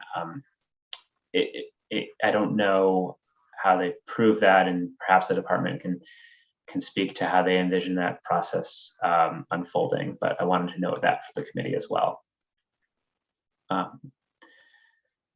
Moving down, this is just me commenting that the November 1st date is the placeholder date. This is, the section requiring them to adopt rules. And then here, this subsection about seizure and forfeiture, this creates a legal process for seizure and forfeiture of catalytic converters. And when you look at the original bill draft, you'll see that it basically just said any catalytic converter seized under this section is forfeited to the state, and it didn't provide a process. So this was another addition made based on input from CLAC and from the AG's office. And basically this process is based on the processes provided in other Maine law, such as the provisions related to the seizure and forfeiture of illegally caught fish under Title 12, and I gave you the links there. And this, there were again, constitutional concerns here. If you're gonna seize someone's property and not give them process through which to, adjudicate that it was actually illegally possessed or was actually contraband, that was problematic. So all this process is here is it lays out, and you can see it's well laid out. This is a process that it reflects what we have in other areas of Maine law. Also there is an exception here too, or another option that in lieu of forfeiture proceedings, a person may willingly transfer ownership to the state in writing. So there's that there as another option. And then finally, the last portion of the bill. So this section was again in the original bill, and it was a lot simpler to draft than the original draft indicated. But this is the section that requires that if someone is licensed as a scrap metal processor, and they want to engage in the purchase or acquisition of motor vehicles or motor vehicle parts, that they must also be licensed as a recycler under 29A. And so this is not just about catalytic converters. This is about motor vehicles and motor vehicle parts generally. So it's basically bringing, if someone's engaging in scrap metal processing and recycling of motor vehicles and motor vehicle parts, it's bringing them all under the recycler license, rather than being split between the two licenses. You can have both licenses, but you at least have to have a recycler license if you're going to deal with motor vehicles and motor vehicle parts. I know that was a lot. And as I mentioned, I know that someone from the AG's office is here to answer questions the committee might have. And also there are representatives from the Secretary of State's office here to answer policy questions that you might have. Are there any questions for me? Before we get to those, so just as a kind of a general observation, this really kind of mandates that people become recyclers if they want to be fully equipped to deal with these. Is that a fair assessment? Yes. Okay. Questions from the committee, then we'll see if any stakeholders have anything they want to ask or want to add to this. Anybody have any questions about it? Do we think we've met the goal, the threshold of protecting the innocent, the unknowing, the person who finds one in their barn or somebody finds it, and have we made provisions to protect those people? Do you think, Sam? I don't want to comment on the policy. We'll take it over to the other side. Sorry about that. Representative Bryant, did you have a question? Thank you, Mr. Chair. I'm just wondering on that statement you just made, in a sense, are there other articles that are numbered and have to be identified, and how do they let the regular Joe or consumer know that this is in effect? And that it goes back to way back when you mentioned that, Sam, the question. I want to just better understand how we're going to let people know, especially the regular Joe. How do they understand? Would the Secretary of State's office be the appropriate one, Sam, to have answer some of these questions? Absolutely, for some of them. I will say that just the bill does not address notice to the average person. So I know that bills in the past, when you've implemented new regulatory schemes, you can put things in unallocated or even directly in statute about what the department must do to notify the average person, or and there are different ways you can go about that. You can require things to be on their website. You can have them do like public outreach campaigns. Anything that you can think of. That's not addressed in this bill, but it is an option for the committee if you want to go down that road. Okay, thanks. Can we bring, who's here from Secretary of State? No, I have Kathy Curtis and Dave Gilmap. Oh, good. Do you want me to bring them both in? Yeah, let's bring them both in.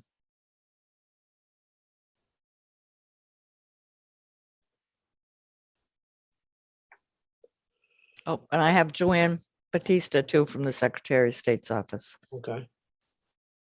Okay, I'll bring all three in.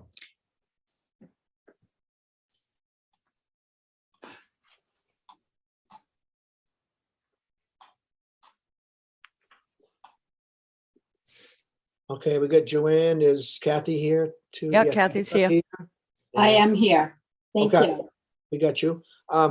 Kathy, we'll start with you. Any questions or any issues you'd like to bring up, or anything that the committee needs to be aware of? But what I'm concerned about, there's so many things here that, and I realize it has to be, but I don't want the committee ended up putting out a bill that has all these trap doors in it, that says, oh my God, we didn't realize that, or we didn't realize this, or whatever. Anything there that under that headline that would cause you any concern that you could share with us?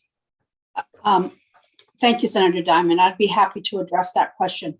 Would like to start with just thanking Sam for all the work that he did with our group. He has been incredibly patient. He's done a lot of research for us. And we're very, very grateful for all of the work he's done. Thank you. And also with the Attorney General's office, we're very grateful for the advice that they've given us as well. To address the education or the public education, we are planning a public education campaign. We'll do that through a number of ways, through our website, our social media, our notification in our branch offices. There are a number of ways, and we will be very proactive, whether there's allocated or unallocated language to tell us to do that. We are committed to doing that, and we will follow through with that. As far as, if someone finds a catalytic converter in their barn, and we spent hours, I have to tell you, hours in the evening talking about this because it really mattered to us. If someone finds a catalytic converter and they bring it to us and say, I heard on the radio that I'm supposed to bring this to you. It doesn't have a number on it. What do I do? And for some reason, we discover that that was a stolen catalytic converter. I have great confidence in our detectives that they're going to investigate that, look at that and say, that person was coming to us, asking us to put a mark on it. And we found out that through an investigation, it was stolen. And we would not charge them with having a stolen catalytic converter.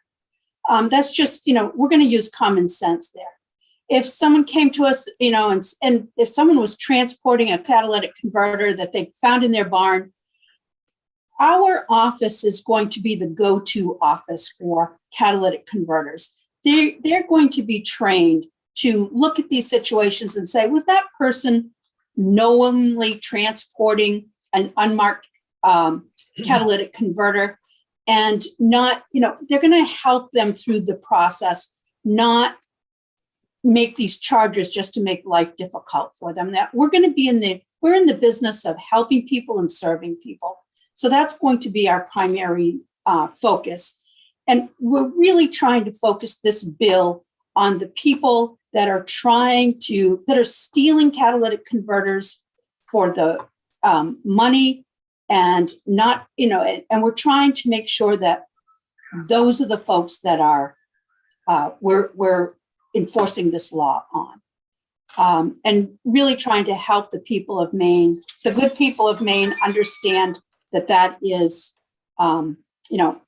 if they do something, they find something that will help them through the process.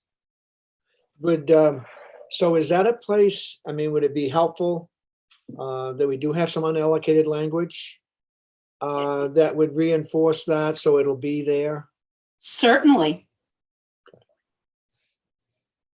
Questions from the committee? Anybody have any questions on any part of this that Kathy can help us with? We may come back to you. I'm sure we will, Kathy, but Dave and Joanne, start with you, Dave. Anything you'd like to highlight for the committee? Anything the committee needs to be aware of? Any soft spots there? You're muted. We have to get you off mute. Sorry, you can hear me now? Yep, we got you. Senator, nice to see you again. And I want to echo everything that Kathy said about the people that helped us with this bill. It's been a process. I think that we've covered it pretty well. As Kathy mentioned, in any normal law enforcement process, if someone is holding a catalytic converter and there's no reason to think that there's a problem with it, then we would put a number on that catalytic converter and let the person dispose of it or sell it. We have looked through this bill over and over and over again, and I think it's in pretty good shape. I really do. Anything about from the car dealers who have to have the responsibility of putting these numbers on when they're on vehicles? Is that an issue?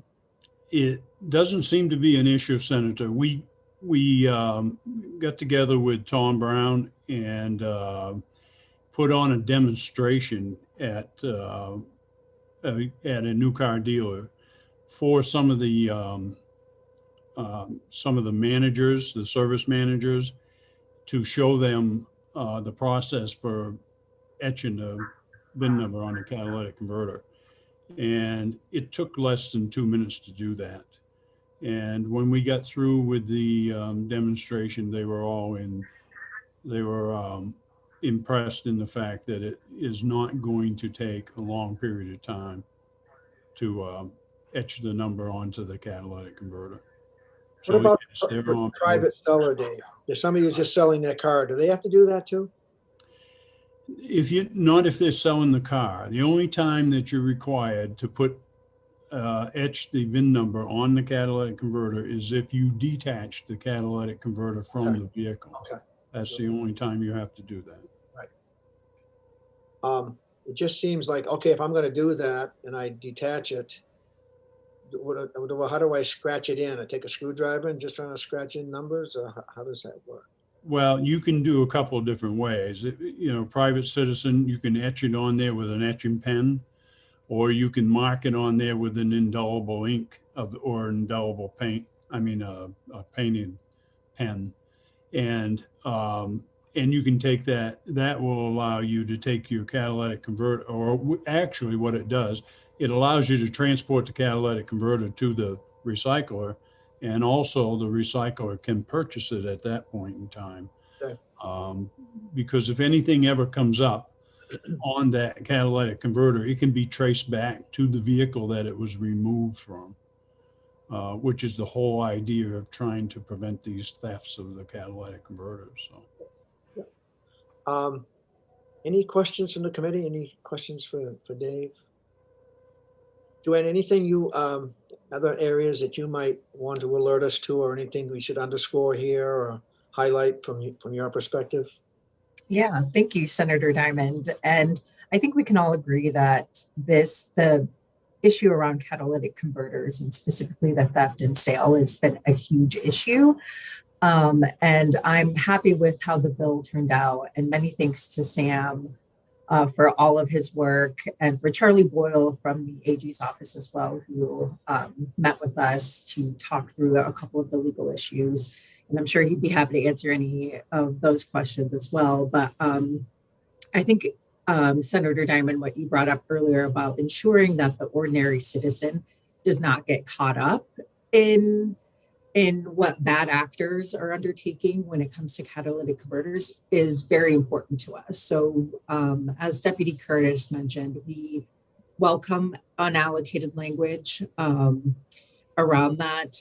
We've already flagged for our communications director that we do want to do a public education campaign around this. So we see that as being a very important aspect of this bill. So thank you. Thank you, Joanne. Appreciate it. Questions from the committee from any of these three knowledgeable people from the Bureau of Motor Vehicles? Thank you for all of this. We have to send this off too, as you know, off to another committee for have a little piece of checking on the criminal justice on the crimes. But thank you for all. Nice to see you again, Dave, and thank you, Joanne and Deputy Curtis. Thank you very much. Thank you. Please don't go away, because we just want to check. Is anybody else, Sam, that is sitting in the attendee room that we should bring on board? I see there's a raised hand in the attendee room. It's if you want to speak to that. Yeah, let's see who that is. Oh, it's Bruce Charity. Oh, okay. Coming in. I also have the sponsor and the AG person out in the waiting room, Okay. and a couple of the manufacturing guys, or like Bill Bell and Okay. all those guys. They were all in there too. Bruce, anything you'd like to add? Thank you for being with us, by the way. Anything you'd like to the committee to know, or anything we should know from your side of it? Senator, thank you for giving me the opportunity. There are two things that I'm not clear of. We had worked very closely with the Secretary of State's office on one amendment that's been put in here.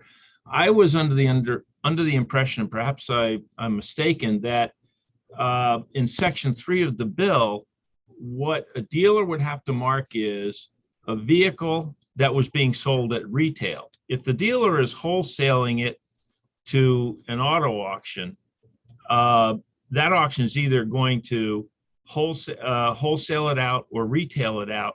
Sooner or later, it'll get to a retailer who is the individual who should be putting the marking on the bill, but not if it's going directly from a dealer to an auction house. That was our first point. The second point, again, I understood, and I apologize if I was mistaken, that this would apply to catalytic converters you could get at with some degree of reasonable ease. Many of these are now contained within or behind a shield. In some cars, there's a complete shield across the bottom of the car. And I had understood that in those situations, the converter didn't have to be marked. And I'm sorry if I had that wrong, but that was my understanding. And we think those are important points. Thanks for raising those. Kathy or Dave or Joanne, would you like to maybe talk about that a little bit? I know Mr. Garrity spoke with us about the retail sale, and I'm just looking back through my notes because I thought we did agree to that as well. And I thought, Bruce, when we spoke, we spotted that in the bill. We did, Kathy. In fact, we looked it up specifically. Yes. So that's what led me to bring this question to the committee's Yeah, attention. it may have been eliminated in error. That was here. May have overlooked that. Well, that's good. That's why we're having this as well. I think that's Going back over through some other versions to see what section that was in, to see where we have missed that. While you're looking, Sam, did you have a comment? All I wanted to say is if that was what was intended in the bill, I apologize for missing it when I put the draft together. And if that's the will of the committee to have that in there, I can make the clarification. And that's why we do language reviews. Yep. Is that the direction, Kathy, that you wanted? Yes. Okay. All right. So Sam, take note. Bruce, thank you for that. Did you have another one? Well, I did. The other point, and Kathy, please correct me if I'm wrong. I thought we said that the converter had to be somewhat accessible and not essentially incorporated behind shields and undercarriages that are bolted in place. Am I right about that? Yes, you are. We did talk about,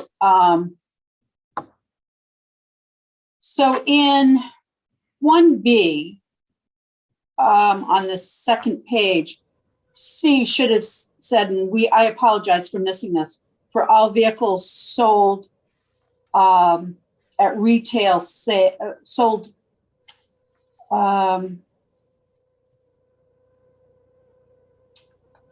for retail sale, I think is how we worded it. I think So that will need to be corrected. And then I think in that same section, we have in there, the catalytic converter is in a location that is visible from the underside of the vehicle. So that's Okay. already there, Bruce. Okay. That is addressed. Okay, But I think we just missed that retail sale language. I think that's right, Kathy, our Deputy Secretary. And I just sent Sam a previous version that had the retail language in it. Excellent. Thank you for that. Bruce, anything else? No, thank you, Senator. I appreciate the opportunity. Good work. Thank you. That's all. That's why we're here. What if we have the sponsor have anything to say? I always like to make sure the sponsor is represented. Can we bring the sponsor in? Yep, he should be coming.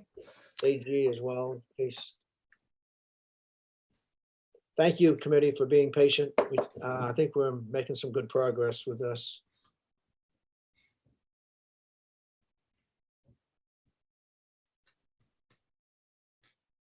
Senator Timberlake, good afternoon. Good afternoon, Senator Diamond. So nice to have you with us. We're pleased to have you here. You've heard the conversation. I know you checked in with me once at least. Yes. And I think you guys have done a fantastic job for a very complicated bill, and I can only thank you and the staff and everybody for working so hard on it because it's an important issue. And that's all I'll take up of your time. Senator, thank you. Is there any, so there's nothing else that you'd like to raise with us? You're all set? You guys, you got the gist, you know.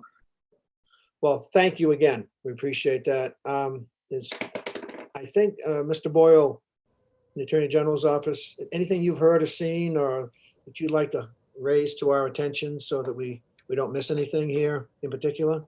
Thank you, Senator Diamond. I think from a law enforcement perspective, it's my opinion that this bill does exactly what it's meant to do. I had a good talk with Joanne, Kathy, and Secretary Bellows earlier this week about drafting items. I haven't come up with anything new that I didn't address with them. I think that all of the amended language has done away with any constitutional concerns that might have been in the original language. My two comments about drafting are probably going to be more germane to criminal justice than to transportation. But it's my personal thought that the mens rea aspect that was added most recently that requires someone to knowingly possess a unmarked converter before they can be convicted. I'm not totally certain that that does exactly what it means to do. I don't think that that necessarily means that conviction requires that the person have knowledge of the regulatory regime. I think it only indicates that the person must have knowledge that they physically have a catalytic converter in their possession. But I've already addressed that with Secretary of State there on that. And then from the perspective of a prosecutor who has to physically charge these people with crimes in the UCD, I'm not totally certain what I would charge someone with based on this bill language. There isn't a clear name of any of these misdemeanor crimes that your local assistant district attorney could put on a complaint. But that again is an easy drafting change, I think. Thank you for that. I think it's great, and Sam and everyone else has done yeoman's work on this one. Perfect to hear. Thank you. Questions from the committee?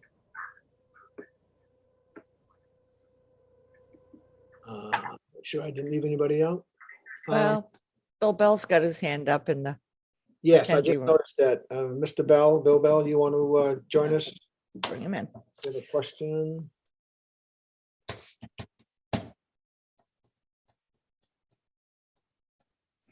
Got the name? Unmuted? Yeah, you don't need a picture. Okay. Well, that's okay. Welcome. Our members obviously are burdened by this, and we understand the reason for that. Given the circumstances, we have been supportive under the condition that law enforcement be provided with the capabilities of enforcing what you're about to pass. Otherwise, it's just a burden on the commercial licensed operators, and the theft is made somewhat more difficult. What happens now between this committee and the appropriations process for the Attorney General's office and particularly for the BMV enforcement people? Well, as you probably know, this bill now will go to the Criminal Justice Committee because they have to look at the specific crimes and give us their opinion on that. After that, Sam, it comes back to us, and then we will do as we always do with a bill. If I will make a decision one way or the other. Sam, you have a question? I just wanted to mention, but Senator Diamond, you more or less already mentioned. So I wanted to do this language review with the committee first to make sure that everyone was clear on what the language did. So the next step, in addition to sending this to criminal justice for Joint Rule 319 review, is I'm also going to more officially put it into the system. And so OFPR will produce a fiscal note as well. And so you'll also see that before the bill is finally reported out. So you'll have the fiscal information and the information from the 319 review and a last chance to look at the language. So we have a few more stops, which will include one of the most important stops will be the fiscal note as well. So, Mr. Bell, do you have anything else? Just the procedural question. Does it become part of the highway fund budget, or does it go to the appropriations committee where, as you know, a lot of good bills go to their ultimate repose? Well, I mean, we'd have to see the fiscal note first. I mean, we can't say right now where it's going to go, Bill, but at some point we'll have a clearer picture of that. Thank you, Senator. Oh, you're welcome. Anything else? Anybody else? Anybody else waiting in the room that we should bring in?